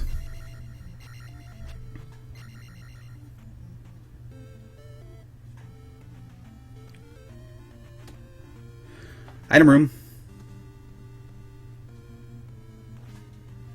And it's the hammer. So Wow. there is now I'm not it's not 100% that the raft is in Death Mountain, but the raft or the glove is in Death Mountain.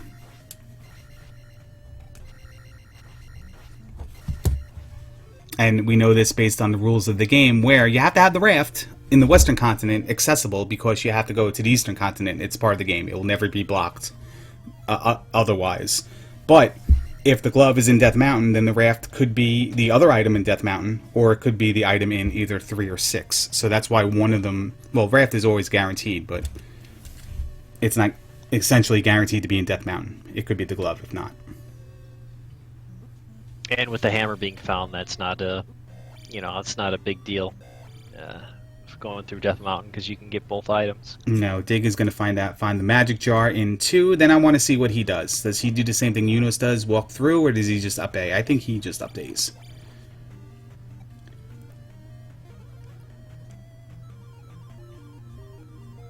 Yeah, he's going to go out. All right, give it a look. This is certainly different than what I see these two normally doing. Where if they're in the search for a key item and they don't have the glove in 2,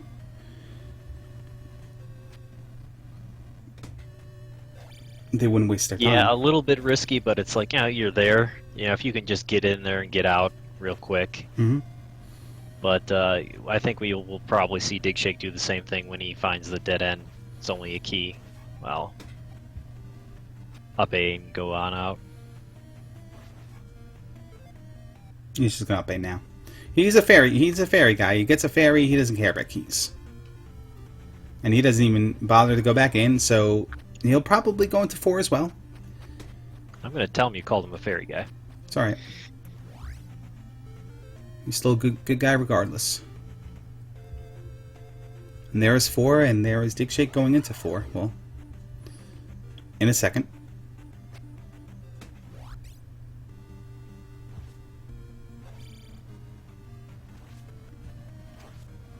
So 20 minutes in, Eunos clearly has a lead, except for the jump spell, which probably isn't going to cost him that much time.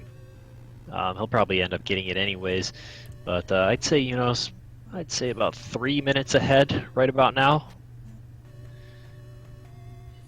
But that also depends on how quickly he can tackle Death Mountain here. Yeah, and there's the spectacle rock, so let's see what this is. And it is the raft. So, does he go to the other item? He's here. It looks like he is. And there is Hammer Cave, so that's a fortunate situation for Eunos. Oh, wow. Took a few caves to get there. But if this is a raft glove combination, this might be it might be your Jack Link's beef jerky all in moment here. That's right. I mean, it didn't take much else to search for that, but I was expecting him to leave once he found the raft. He might have left if that cave was nothing. Yeah. Because he had both spell items anyway. But since it was right there, he might as well check it, and thankfully for him, he checked it. But yeah, again, have the knowledge of having both spell items means this item could be potentially more important or vital. So. Or it could be the flute, or just a container. Can't be the kid, because the rules of the game dictate that the kid and the medicine that we've already found have to be on opposite continents. They can be swapped, but they have to be on opposite continents. So that's why we say we know it's not a magic item, even though we haven't found the kid. Looks like Digshake may have taken a different route here, because it looks like it's taken him a minute to find the item in Palace 4. Yeah, and during this time, and all the time he spent exploring the overworld, Eunos was able to go into Death Mountain and find both items, one of them being a magic key as well. Another very handy item. Yeah, and Digshake will get him, and we'll get him eventually. He knows he doesn't have to go into 3 or 6. This is his next stopping point. It's the only place he can go. That's on the wrong person. But he's got to find the item in 4 to realize this first.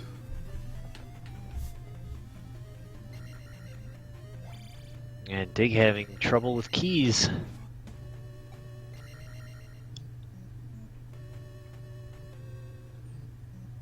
So he saved, what, 3 seconds by up-Aing, by not getting that key, potential key in 2. We knew it was key, but for him it could have been a P-bag as well. But how much time is he losing here because of not having that key? You know what I mean? Yep, that's true. I mean, it's hard to say how much that's going to take or whatnot, but Yeah. he had to go back and suicide so that he can go. It looks like he's going to walk all the way back and ferry past that key. Well, Eunos found Raru. It was on a little remote area. And he's going to pick up the jump spell here. And that is other than Palace 3, that's a full clear for items in the Western continent for Eunos. Yeah, including Death Mountain, yes. Dig's going to arrive at the same situation, though. The game's going to force him. The only difference is if Digshake up-A's after getting the raft, or if he's going to just explore that extra cave, which he should. But, sometimes you get that important item, and you're just like, alright, I gotta go. And you don't realize that the other thing you would want is on the other side. I did that on the Eastern Continent when it came to spells. I got a hammer, I up-A'd, and, Fairy was, the next town over. And, I had to come back for it anyway. So... Yeah, that's a tricky Death Mountain situation with it being right there. Yeah, and Digshake finds another dead end, so I wonder what the difference is between how they both approach this palace. I don't... Eunos wasn't in there for very long at all, so it's got to be close to start. I think Eunos only found Carrick and one dead end, and... Yeah. But Digshake seems like he's found every other part of the palace. I think he found even one dead end twice. I didn't see what palace Eunos went into. He quickly left, though, so it might have been 3 or 6. But he definitely went in. He found the palace, he went in there, and then he left. One is on Maze Island, so he found 5 and 3 or 6? Okay.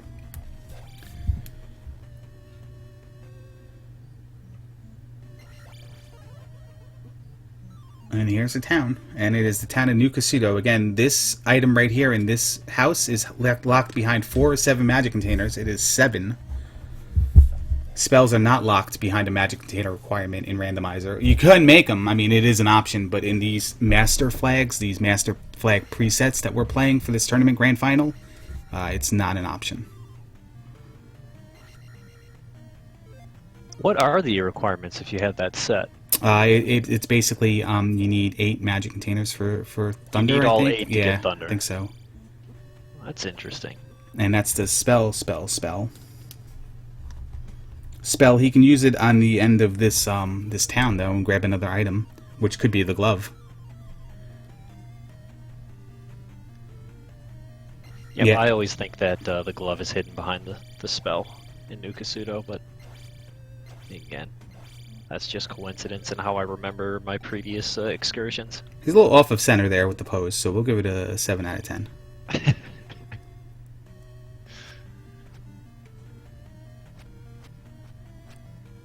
What was it? It was a Magic container? Yeah.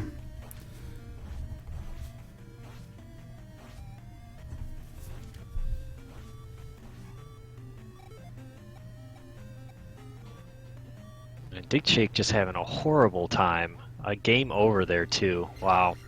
Well, this is really rough. well, let's. I mean, we know the raft is in Death Mountain, but let's not overlook the fact that the hammer to get the raft is in this palace. He has to get it. So, while we think he's on the wrong track here, we may have been just deceived from it because we knew the raft was in Death Mountain. The raft is in Spectacle Rock of Death Mountain, so he needs this hammer to get it. He doesn't know it, but... Oh, and he's taking his time to even go look for keys because of the troubles that he's having too. So he's gonna up A, and he's gonna leave. So this is gonna be unfortunate because this is he 100% needs that item to get the raft in Death Mountain. We do have that little bit of chain item combination that we were hoping for in the first race, albeit we didn't see it on that Eunos' side because he just happened to have the items as he arrived to it. Now we know Digshake needs it in this order. He's going to go into 2. Maybe a sense of progression here. Maybe he just wants to get back on track. Yeah, I'm kind of surprised that he left 4 there. Magic level, maybe? Maybe he just wants to grab keys and maybe get a magic level. And maybe he can cast Fairy twice. Yeah, maybe it is keys. You know, it's got the boots in Maze Island. Was that in Maze Island or was that in on a desert tile? I was watching Digshake. Yeah, I was watching Digshake's situation as well. He's back in 4 now. I guess he grabbed 1 key and then that was it. Digshake has all spells on the Western Continent, yes. Maze Island, okay, thank you. So Maze Island with the boots. Eunos with the boots. Did I put it on the wrong side? No, I put it on the right side. And Eunos diving into Palace 1, which is on Maze Island. Yes, for the second seed in a row.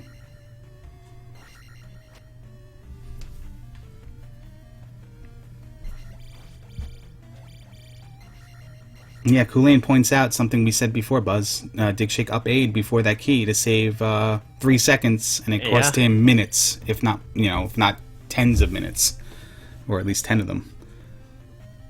Yeah, definitely. I would always urge somebody to go, you're right there. Just go get the key if you don't have the magic key. Even if you have Fairy. It's one less time you have to cast it. And you can see the consequence of that. Now, we do have an item room, okay. But we gotta get through the door, so we gotta take another death. So that's more time before we get it. And then he's gonna arrive at the hammer, and he's gonna know he needs to go into Death Mountain. See, now here's something else that might slow, Digshake down even more, just because of the length of time that it's taking him in here. He has to feel like he's trailing.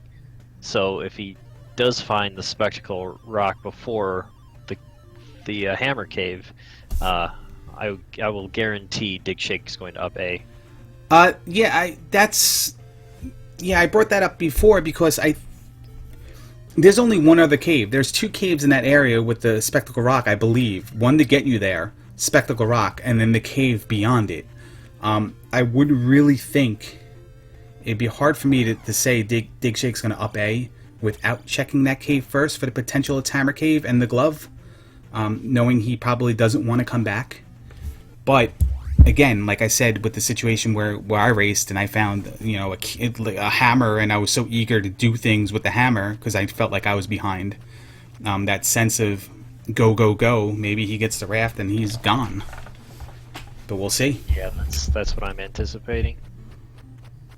It is 31 minutes in. You know, if that's not Hammer Cave, then maybe an up A. But it definitely is worth. I mean, we know it's worth a look because we know what's beyond it. But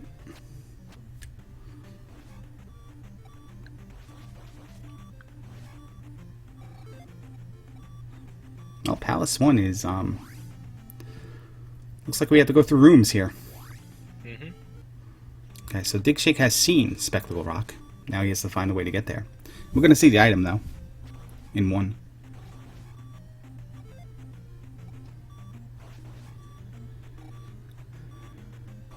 Carissa brings up a good point. Being behind, maybe we get situations where Digshake in Great Palace, if he's even, you know, if the race isn't over by then, goes left, just starts going left a few times. It looks like I'm wrong. Oh, there's a couple caves there. Okay. So, yeah, explore them all. I mean, hey, if it's Hammer Cave, it's Hammer Cave. If it's not Hammer Cave, then you have a choice, and it's Hammer Cave. So you don't want to... You didn't want to up A there and and have to come back. He wouldn't have come back because it's only the magic key, but... Yeah, it's still going to be pretty helpful. Too bad he didn't have that before going into 4, though. Mm-hmm.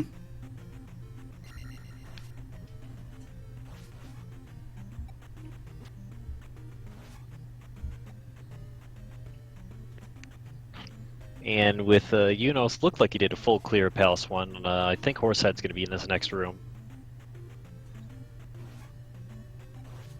And he did cast Life, and it looked like it was 4 or 5.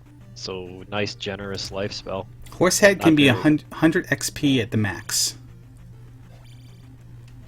Eunos is in a situation where he needs that to be 100 XP to reach attack 5, or potentially get into a situation where he's going to eat the gem, take a different level, or whatnot. This is going to be the first gem placed, though, so eating this gem is not that bad. Attack 4 crushes Horsehead. And he got 100. Oh, wow, he is worth 100. He's excited about that. Look at that. I thought he was always worth 20. It always seems like that to me. But... no, those are the red polar bears.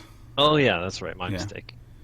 For those who don't know, the base XP of the game is what you get for enemies in Randomizer as well, but plus or minus 2 levels. So Horsehead is worth 50 XP, but based on the XP chart in Randomizer, he can go plus or 2 levels of XP from that. So he can be worth 20, 30, 50, 70, or 100. And Eunos needed him to be worth 100. He got it.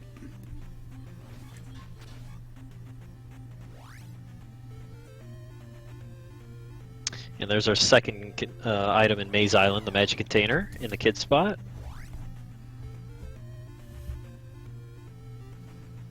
Now let's see, that's all we've seen in the West, correct? Palace 1. No, we've seen, well, we know... Hidden Kasuto, sorry, in the East. Hidden Kasuto, Palace 1, and the Maze Island items. Well, we know 5 and either 3 or 6 are there because they're right in front of the ref spot. Yeah, they're right there. The Bi-City area. It's a palace. No, it doesn't work. I guess that doesn't make any sense. Never mind. That makes less sense than what I say. There's another little digger for Digshake. He wanted a 500-point P-bag there for sure. The Eastern Continent is loaded with P-bags. Most of them 500 points, one of them 200 points. And you can level pretty quickly, depending on what you're at already, just by walking into those desert tiles, swamp tiles, if you have jump, and forest tiles, and just collect them all. Even some caves contain P-bags. I think one up and a couple of red jars are in the rotation as well, but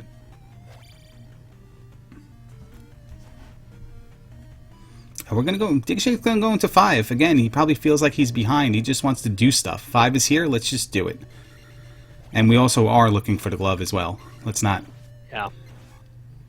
As well as Thunder and Reflect, but. Yeah, 5 is a very viable location for the glove.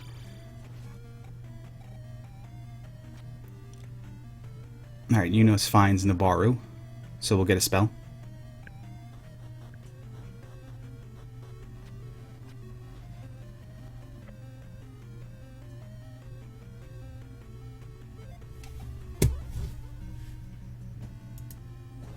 Oh, and that's a incredibly fast Guma, similar to our previous seed. Yeah, but on the opposite side, we're at attack 3 here for Digshake. But again, he's utilizing the jump, crouching jump stab stretch, so he'll bounce away at a little bit of a safer distance from Guma's mace.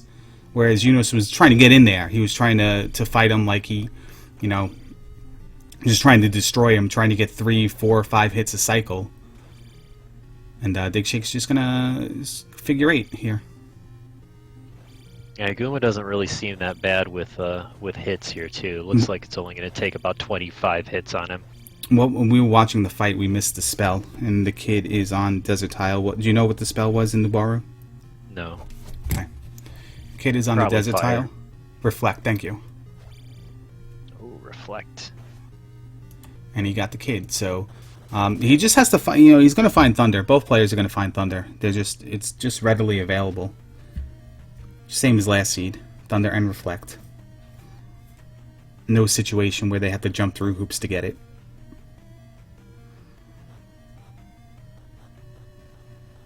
And then we're going to go look for the item. I think this is dual purpose here. I think it's going to look for the item and get required XP, or are we just going to fight polar bears and then place the gem? I guess that's what we're going to do. Oh, yeah. 3 points a pop. It's going to take a little while. Hopefully he doesn't get hit by them because they can drain XP. And one more. There it is. And we are good. So he'll get attack 4 out of this and the gem. His first gem. Palace 5.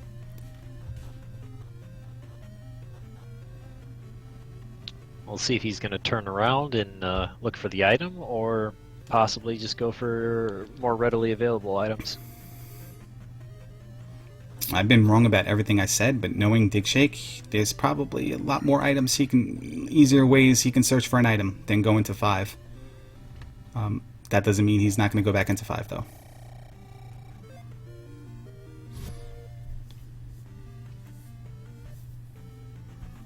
Yep, he's going to look elsewhere. Nukasudo has 2 items, potentially. Maze Island has 2, but he grabbed 1 out of there already. Is that true? That is true. Eunos finding the old Kasudo. And that is fire. Nubaru was Reflect. That means that Thunder is kid blocked. But we have the kid already for Eunos. 3, yeah, the other 3 or 6 was found. It was early on. It's right off the raft tile. It's in the same screen with 5.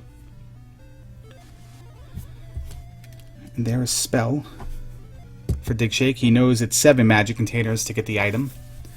Wouldn't it be something, Buzz, if it was 7 magic containers required to get the glove here? Yeah, I mean, it's being narrowed down that way, that's for sure.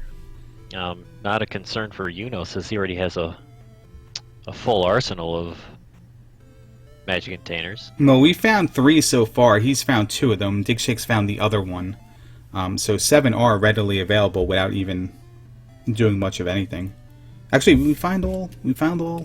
No, I'm sorry. We found all 4, and Eunos has them all. Yeah, Eunos has all 4 of them. I missed him getting the one in Maze Island.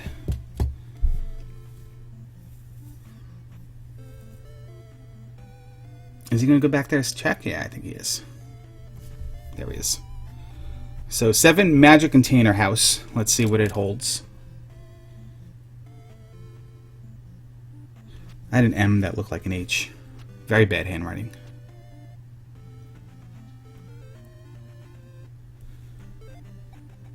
That's the flute. Yeah, I was going to say, yeah, okay, so now we only have 2 locations where the glove can be. That's either the water tile or Palace 5. Water tile, Palace 5. Yep, you're right.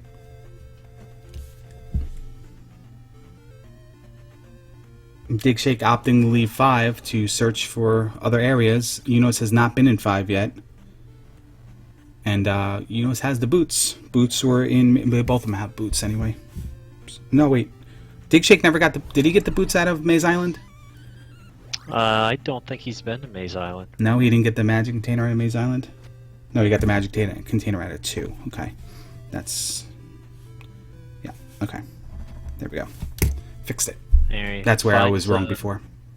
He finds Darunia, which is Thundertown, but does Mm-hmm. not have the kid. Oh, Eunice does. I was talking about the Digshake file. Oh, I'm sorry. I'm looking at Eunice's screen. He's in Durnia when you said that. Do the fairy feat first. We'll get the upstab. Digshake doing the same. Almost see. almost simultaneous upstabbing.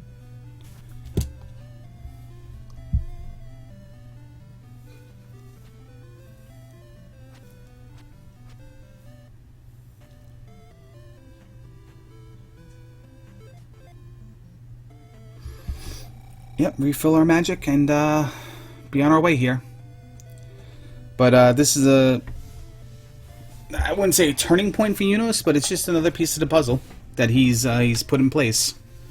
And he just has one more. It's the glove, and then he has to just destroy palaces. And at 42 minutes, it's hard to believe that both these runners only have one gem apiece. But they do, unless I missed one. I don't think I did.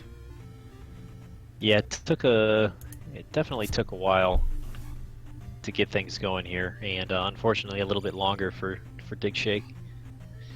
Eunos looks like he has a pretty commanding lead right now. Nope, Digshake's going to look for the glove on the 2 item encounters in Maze Island.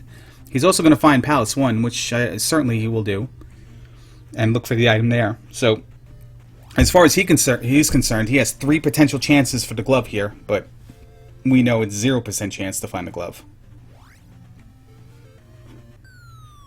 And Eunos right there by the water tile. Mm-hmm. And there's the boots for Digshake and the heart container. So the glove is in 5, where Digshake was and left. And it's hard to think he's going to be back there until it's his last option. Yep, I'd say he's going to take, again, we've seen both these runners do similar things, but Digshake will most likely, get the items in the easier order and go into 5 as a last resort until he actually knows he has to go in there. Mm-hmm. And Eunos got every item except that can contain the glove except for the item in 5. So it wasn't a compilation of both runners that we arrived at the fact that the glove is in 5. Eunos found every single one of them except for the item in 5. So he knows 100% he has to find the item in where he is right now.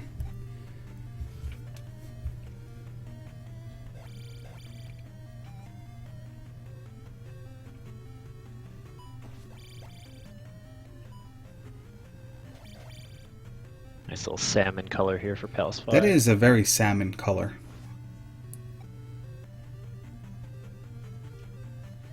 It's a peach Jolly Rancher kind of color.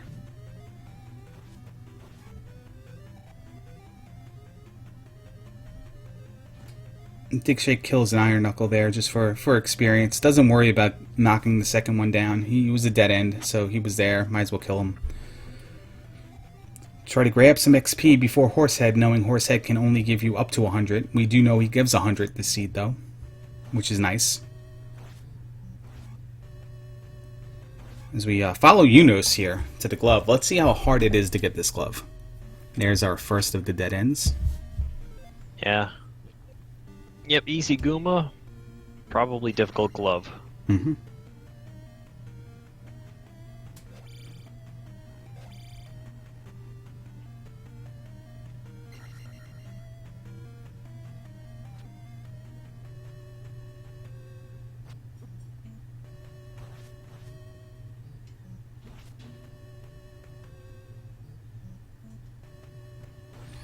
He'll go down, go left. There's a lot of left options in Palace 5. There's 2 dead-end key rooms, so to speak, with the blocks, the Minecraft room, whatever you want to call it. There's that one, like, half room or quarter of a room that contains normally a key that you get in vanilla, like, past where the flute is. And then there's the item room. But there's a whole bunch of ways to go left as well, from elevators through, like, doors and stuff like that. Yeah, Palace 5 always seems to force you left. Yeah. Anytime I'm looking for the item, I'm usually just going right, trying to look for Guma, and hope that I'll stumble across the item just because of the forced left turns in 5. And there's the magic jar for Digshake in 1, and here's the item room. So we know this is the glove.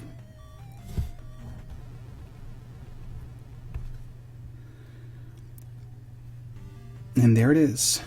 This could be a good opportunity for Digshake to gain a little bit of ground.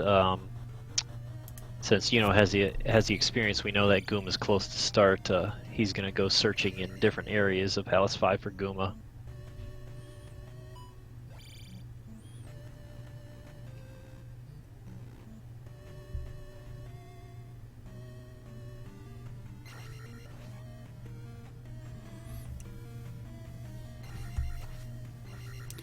Digshake's gonna make his way back to Horsehead. Two 200-point P bags right there, double P bag. Oh, that's very nice. Puts him right where he needs to put him. Doesn't have to worry about how much Horsehead is. Eunos finds the second of the dead end key rooms. That actually isn't the Minecraft room. I'm sorry. That's just the regular key room. One of them does have a key. One of them doesn't, I believe. Which is the Minecraft, the one where you need to dig through it? Yeah, yeah. Okay. I've never heard it called that. And there is the gem. So, well, technically, Digshake has a lead. 2 gems to 1. Yeah, on paper it looks like a lead, yes, but we know he's going to spend a little bit of time here looking for the glove.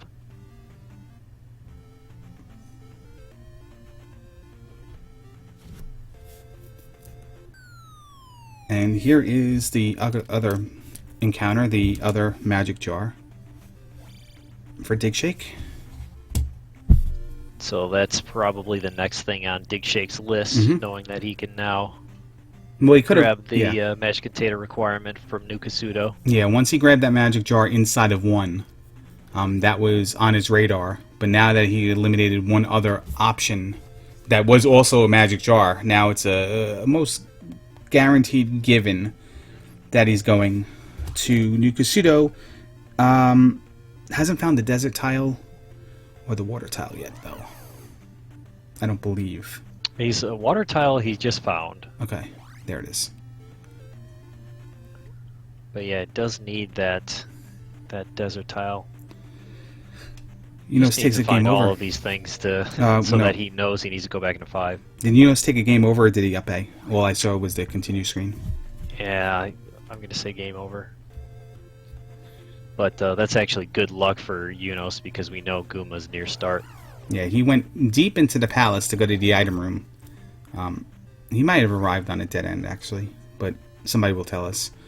And then decide to up A. Go back to start, explore a path not taken because he was going left for the item.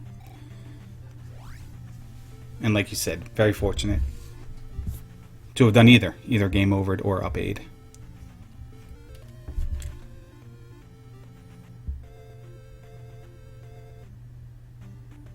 I think the kid's right here. No, I'm wrong. Yeah, very fast Guma.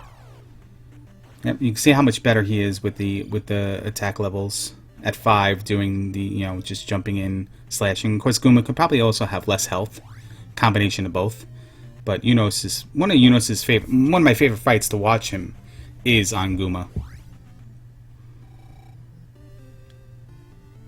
Here's Nabaru for Digshake, and there is 5, 2-2 on gems. Advantage Eunos with the glove. And spells, and exploration, and stuff like that. Yeah.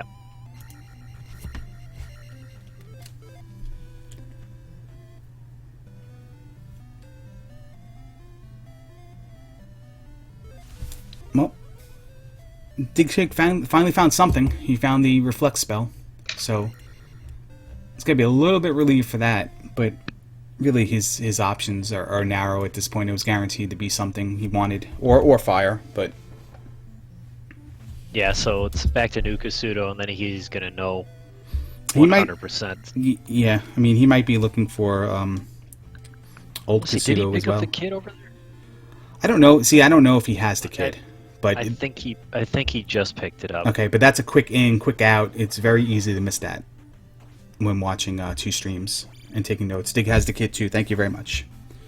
So he has the means to get Thunder, and here he's going to have a little bit of a disappointment here. He's going to pick up the flute.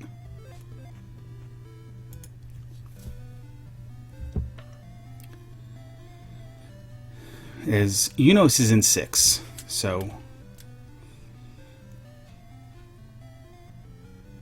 there it is, the flute. The audio is on. You guys can't hear it? It's like hour 4, and no one's ever told me. The audio is on. It's low. Slow now. Let me know if it's good. It was on.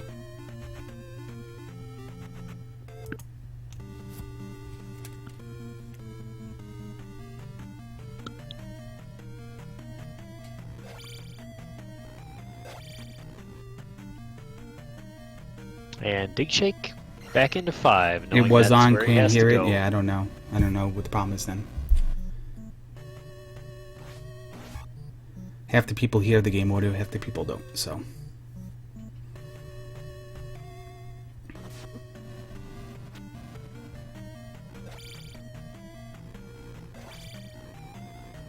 Oh, Dig now knows we have to go back into 5.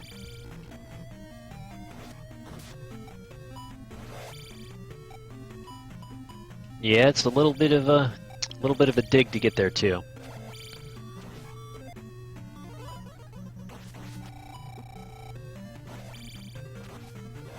But like he said, he knew not like it was going to go right to start, but he knows where Guma is. So like he has part of this already mapped out. But the time it took him to come back to arrive at getting the glove in a palace he was already in versus all the time he spent.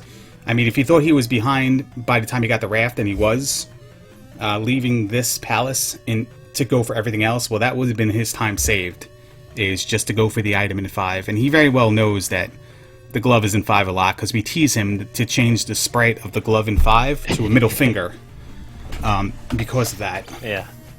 Yeah, because it's always the last place you look. Yeah.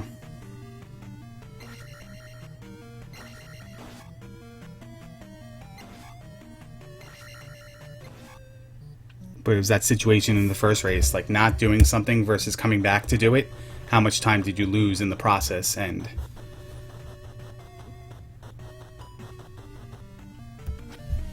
it certainly would have been a huge, huge way for Digshake to get back in this race, finding that glove when he was in the palace the first time. And that's, that's hindsight, but still.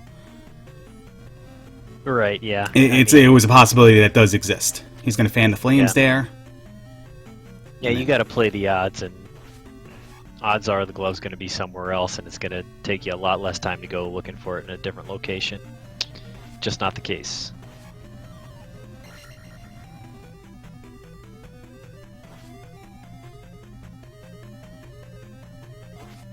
You're just going to take a death there to get back some life, some magic. Yeah, that was the item room, I believe, and he's not interested in that. No, it's only a heart container at this point. Heart container in 3, heart container in 6. That's right, yeah.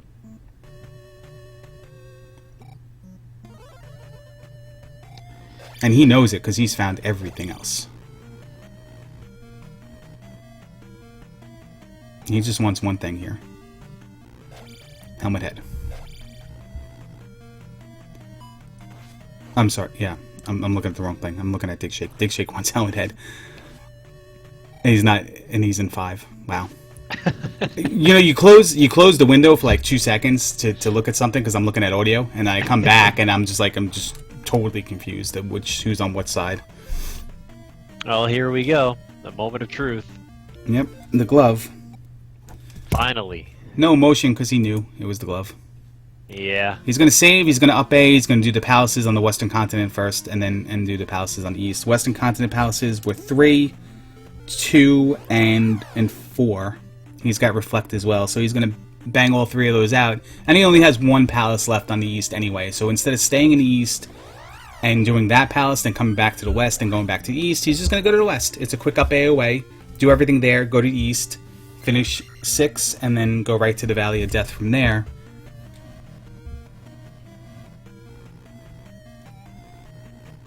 A Zenith, he knows the glove is in there other than a heart container because the glove can never be in Palace 3 or 6. That's just the rules of the game. Based on like room locations and types of rooms that have blocks in them, the potential to block the item, block the glove when needing the glove, makes the glove not available in 3 or 6 yet. But I'm sure code can be written to put that in. Here's the bright side of Digshake spending a lot of time in Palace 4 early, straight to Karok. Mm-hmm. Yep, both runners found Karok on their search to find the item. And Dig's just gonna, and his levels are there as well, so that's pretty fortunate for him. A quick Karok and a quick attack 6. 3-2 lead there. Eunos is fighting the pass-through Rebenek. He already denied the item room Rebenek.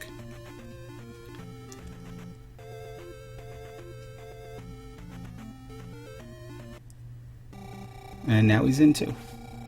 So again, he's been in 2 before. He knows a couple paths, one going to the item and one going to the dead end from the key he didn't take. And Eunos now knows where Bara is. So it's just great to watch these runners when they have all the items that they know. You just those gems just come flying in. Mm-hmm. It's just you blink and they're done with the next dungeon. Little attack 5 jackhammer there that basically doesn't do anything to his health. But the bar, I think the bar kind of scrolls off screen, so it did. I think it did a few bars of damage. It's just that he had more than 8 bars, for simplest terms. Jeez, yeah, that's one of the more meaty barbas I've seen. Yeah, it is attack 5, but he did do a lot of hits on that jackhammer. And he's going to do it again. One thing about the jackhammer, though, is you got to continuously hit down. That's why it's the jackhammer. If you just hold down, you'll fall right through him on the first hit and go right into the lava. And if Barba dies as you're jackhammering, you can also fall right into the lava. So you got to be careful and mindful of steering yourself back in the right direction. That's never happened to me. 3 gems apiece. That's why I don't try the jackhammer.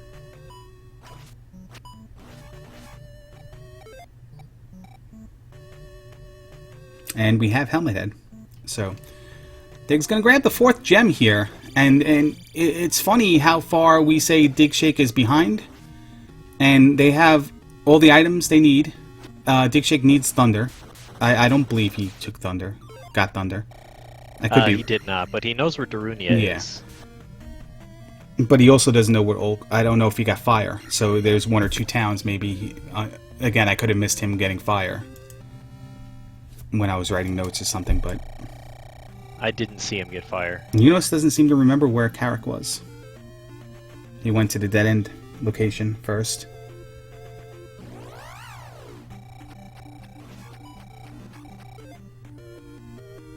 His attack 7. He's got 2 more gems to place. Like I said, he's going to probably maximize the next gem and then just take whatever he gets.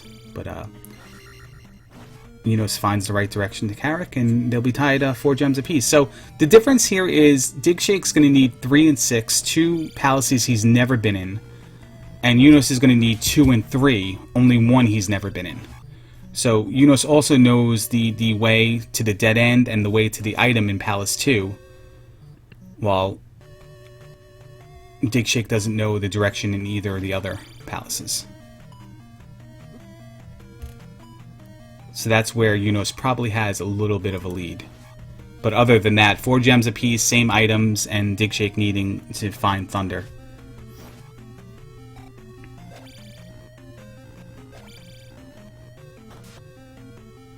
And we'll see how it goes. And Great Palace. Yeah. Full Great Palace looms after that, so you never know. Yeah, that's I mean, we saw what happened. Eunos had the lead last time, and you get a couple of game overs and things like that. But Eunos is in much better shape with his survivability, life level, life containers, everything. Another benefit of the semi-forced full clear in this seed. But yeah, I was gonna say Digshake has definitely gained some ground since he found all those items and got the glove. Yeah, but like you say, you know, once these players have, and I love watching the video. There's a little digger inside the palace for Digshake right there. Once these players have all the required items and watch them just go, it's just amazing how much quicker they do it than anybody else, myself or anybody else I watch, that still take the time to do the little things, to level up, to grab the XP, to fight all the people, grab all the keys if they don't have the magic key. And in these two, it's just, you know, it's no wonder they're the top two, between their combat skill, their knowledge, and just their mindset, mentality of going forward all the time. It's really fun to watch. Yeah, I don't think, and again, I don't think they really either of them write anything down either. That was a quick rebo. I think Eunos takes notes. Digshake doesn't do anything. Okay. It's a quick rebo. It's going to be quick for Eunos as well, but certainly could have gone. I see now. I don't know if Digshake wanted a quick rebo. I know he wanted a quick rebo, but in terms of gaining ground, if he's behind, right? You might want a longer palace and just hope you take the right turn where the other person doesn't. Like, that's the unfortunate thing. Like, if the glove's in the first cave you go to when you start a seed, well, yeah, that's great, but then everyone has the glove. Right. So maybe you want to arrive at that conclusion first of where the glove could be, and, like, you know, separate yourself from the other runners in the race based on that. But we're in the last palace for both of them right now. Quick rebo, though. A lot of cheap life levels there. Oh, yeah. And he takes life 8 instead of magic 4. Good decision. Yeah, because magic 4 is going to cost less, so he's going to get to the life 9 threshold, or attack 8 threshold, whatever's higher, and he'll be able to take multiple magics instead of taking magic 4 and be at life 7.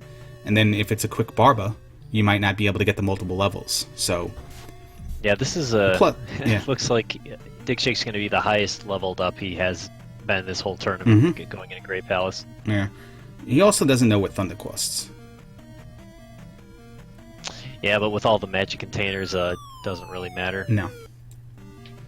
Well, yeah, where's he at now? He's at 4. So it can be as low as 60, as high as, it can still be as high as 120, according to the formula. Oh, I believe. It can be uncast. Well, no, then you have 128 with 8 magic containers, though. Yeah.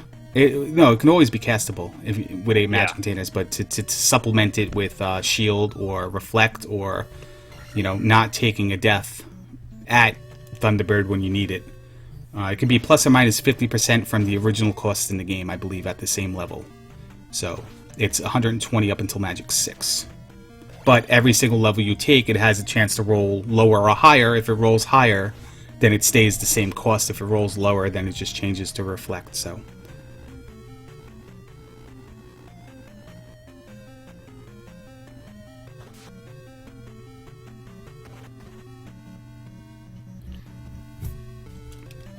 And rebo down. So that is the 6th gem. Eunos will be going to the Valley of Death now. He's got everything he needs, and we'll be seeing the Great Palace shortly.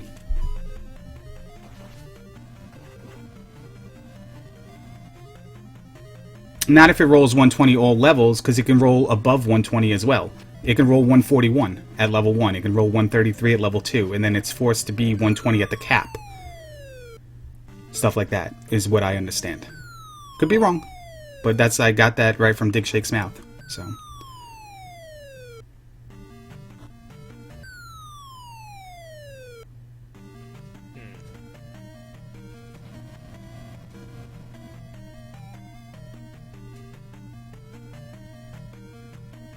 Alright, how long does it take Digshake to beat Palace 3 by the time it takes, like, how far will Eunos get in Great Palace during that time? Digshake still has to find Thunder, so.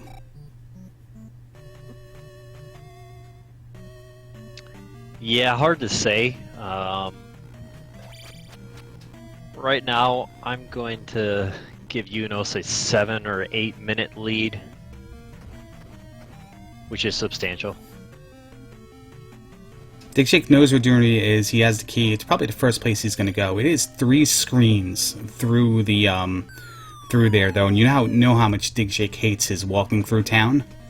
So I don't think he's going to search for Old Casuto because of that, but he hates walking through towns, and he hates going 3 screens. Like, even if he has the kid, and the kid could be Shield or Life, but he has Thunder and Reflect, if he goes and gets upstab, he's not going to get that spell because he hates walking through towns. So stuff like that. And there's bad news. Digshake finding the item room in 6.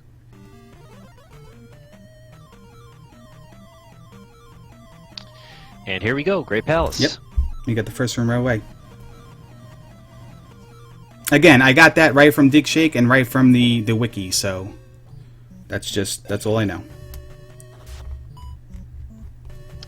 This Great Palace is laid out exactly the same as the beginning of our last Great Palace. You got that first drop room down. You got that same T-block room on the right. It could be the one with the jar or without the jar, but still, and then you pass right through. I don't even know if they changed the seat number. Obviously they did, but...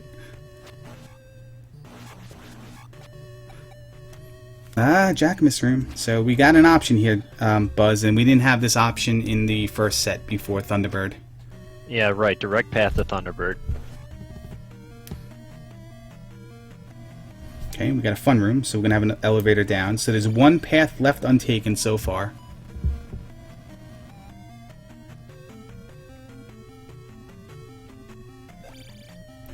And here comes our first chicken and waffle room. So how easy is it? Well, it looks standard so far.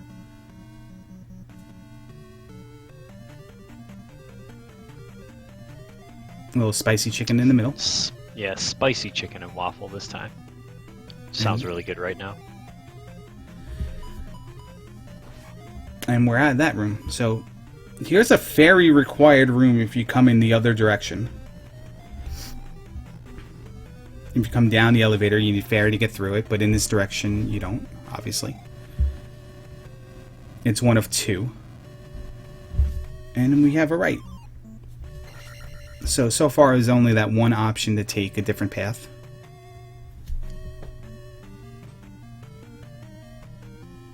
And we have a dead end. So we're going to up A and we're going to take the down in the Jackamus room. Or is he going to walk back? Because he's got to go down an elevator, cast fairy. Yeah, he's going to up A.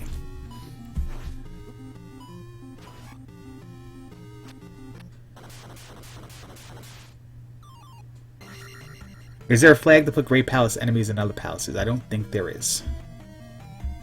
Not yet. Nope, not yet. Not yet. It'll be there. It's getting there. It's still in the process. Like, there's still a lot of things Digshake wants to do with the game, and maybe I'll give him see if he'll give like a state of the game address afterwards.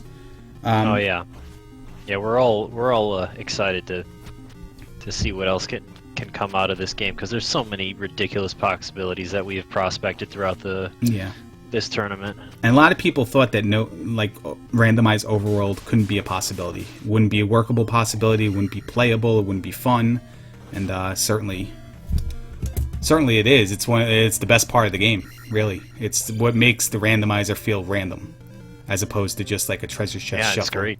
Yeah, I don't know. I was thinking, maybe we should race one with the original Overworld and see what that's like. Well, I can't it even doesn't. think of what that would be. Yeah, that option really doesn't work. I don't think in this version of the randomizer. I know the checkbox is there, the flag is there for it, but I think it crashes the creation of the ROM every single time. Oh. Look at this fun room. That is a fun room. And you got out of there. Oh, and then there's a 4th one. Jeez. Wow. A nice variety. Yeah. Oh, look at that. We got a little garage door opening action happening for you guys. A little bonus.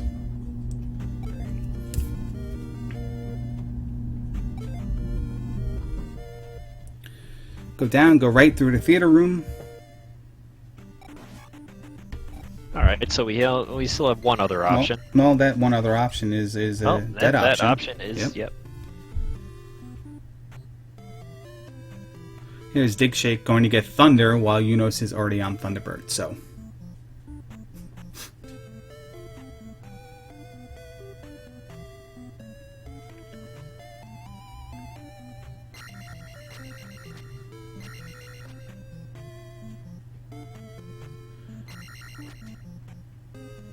Yeah, look at those levels on Digshake there.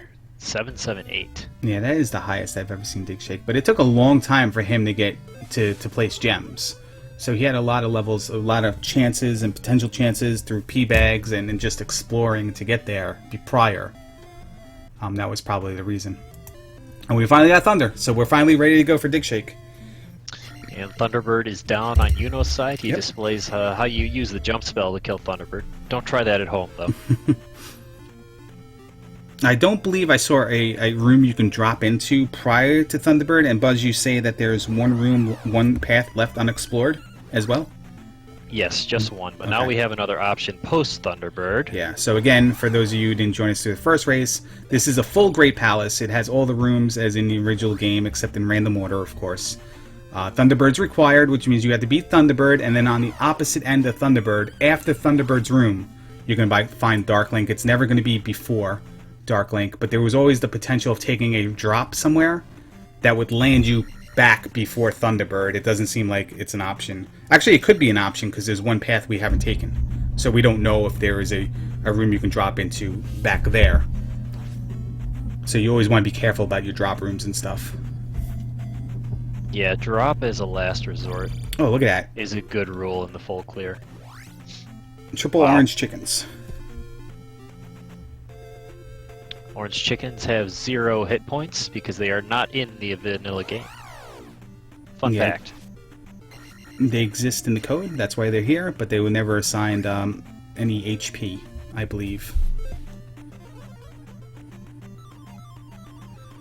So you have the time on when Eunos entered, right? Great Palace? Yeah, definitely. I want to see how accurate my my 7-minute prediction is.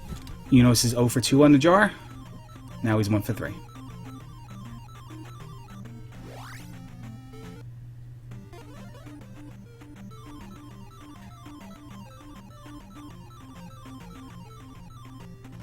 Rare fairy feet attempt from Digshake, and he makes it. Okay, and Digshake is exactly 7 minutes behind Eunos. And Eunos finds the Eon Enchantress of Numbers room. This is the room we said before that where Enchantress of Numbers took the drop. Digshake went to the right to find Dark Link, just like Eunos did there. But Dark Link wasn't there for oh, jeez. Dark Link wasn't there for Digshake, but it's there for Eunos, so there you have it. Here it is. Here's the last fight. I don't think Digshake is catching up. I don't think Eunos is taking a death here. We'll wait until it's officially official.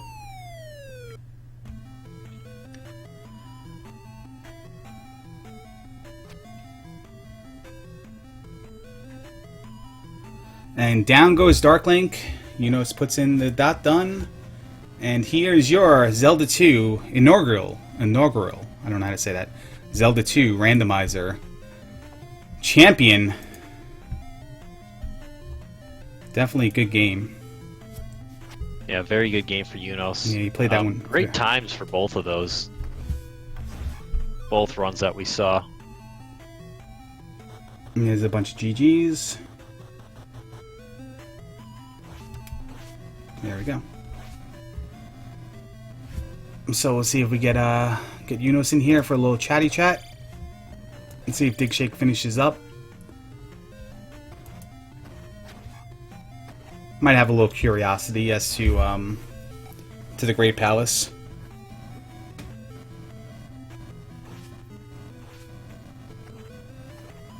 Yeah, again, for those who didn't join us and don't know, it was a double elimination tournament. Digshake lost prior to the grand finals.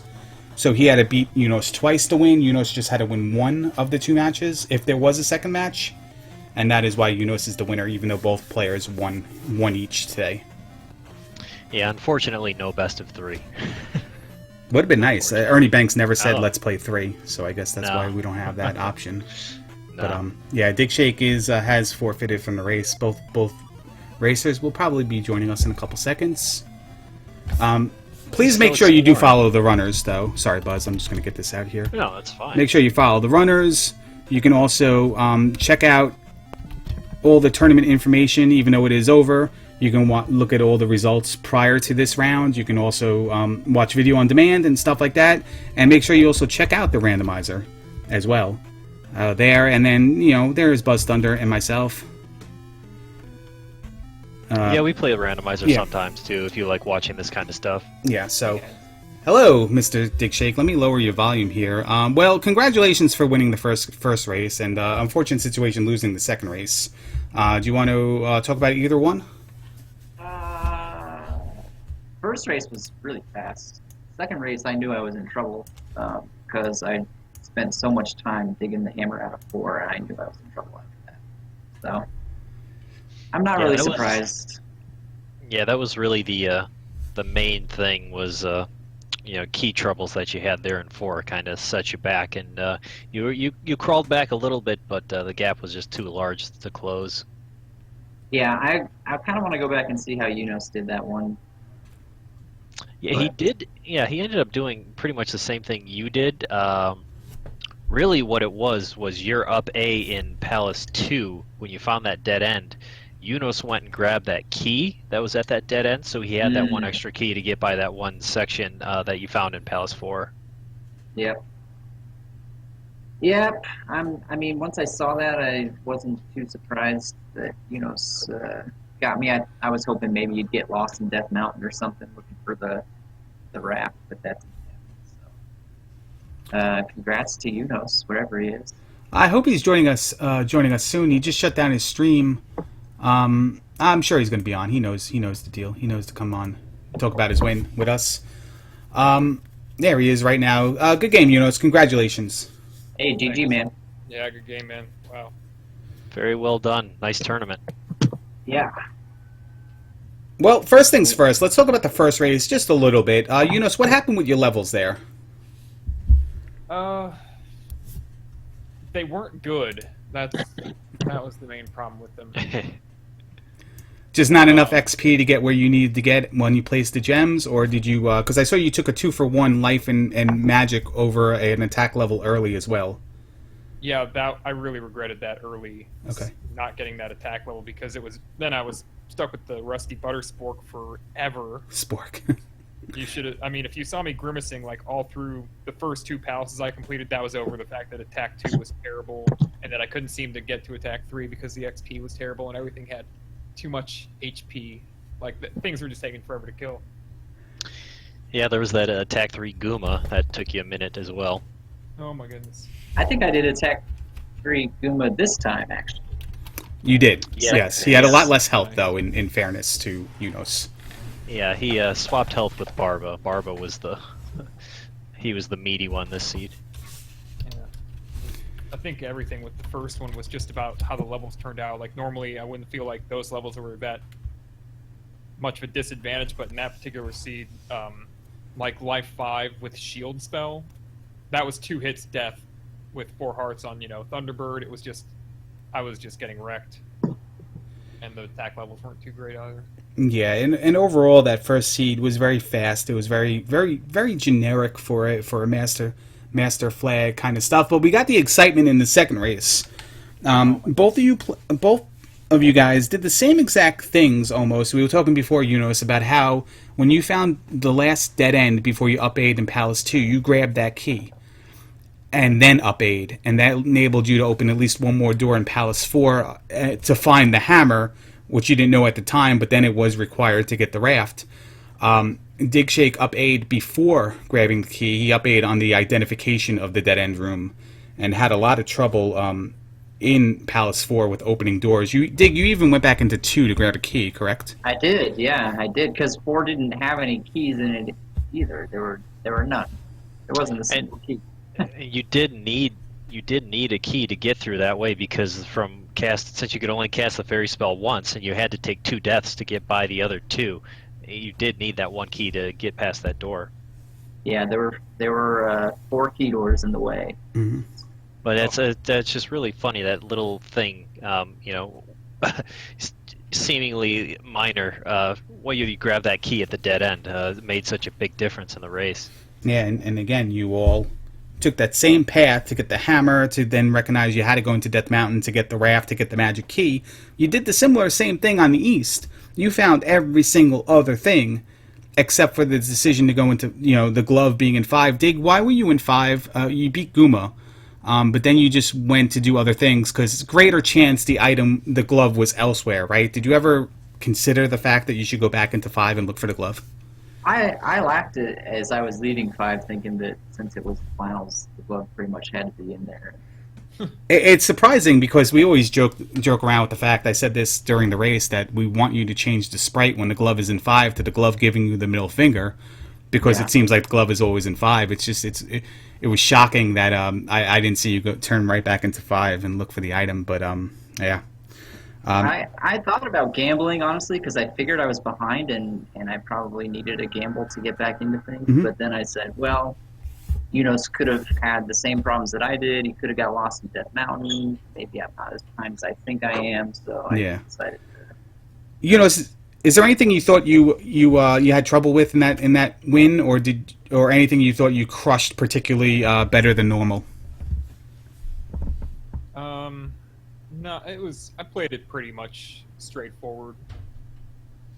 I don't think I don't know. I don't think anything I did was that one key though. I mean, you pointed it out. That is one thing that when I did it, I thought Digshake won't do this. He Okay. won't cross this room to get that key. no, I never do. It would cost a fairy spell.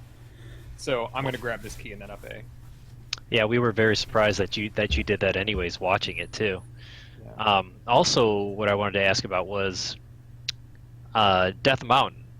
When you found the raft over there, I was kind of thinking for your guys, the way you prioritize speed, that you wouldn't even look in that other cave to find the magical key.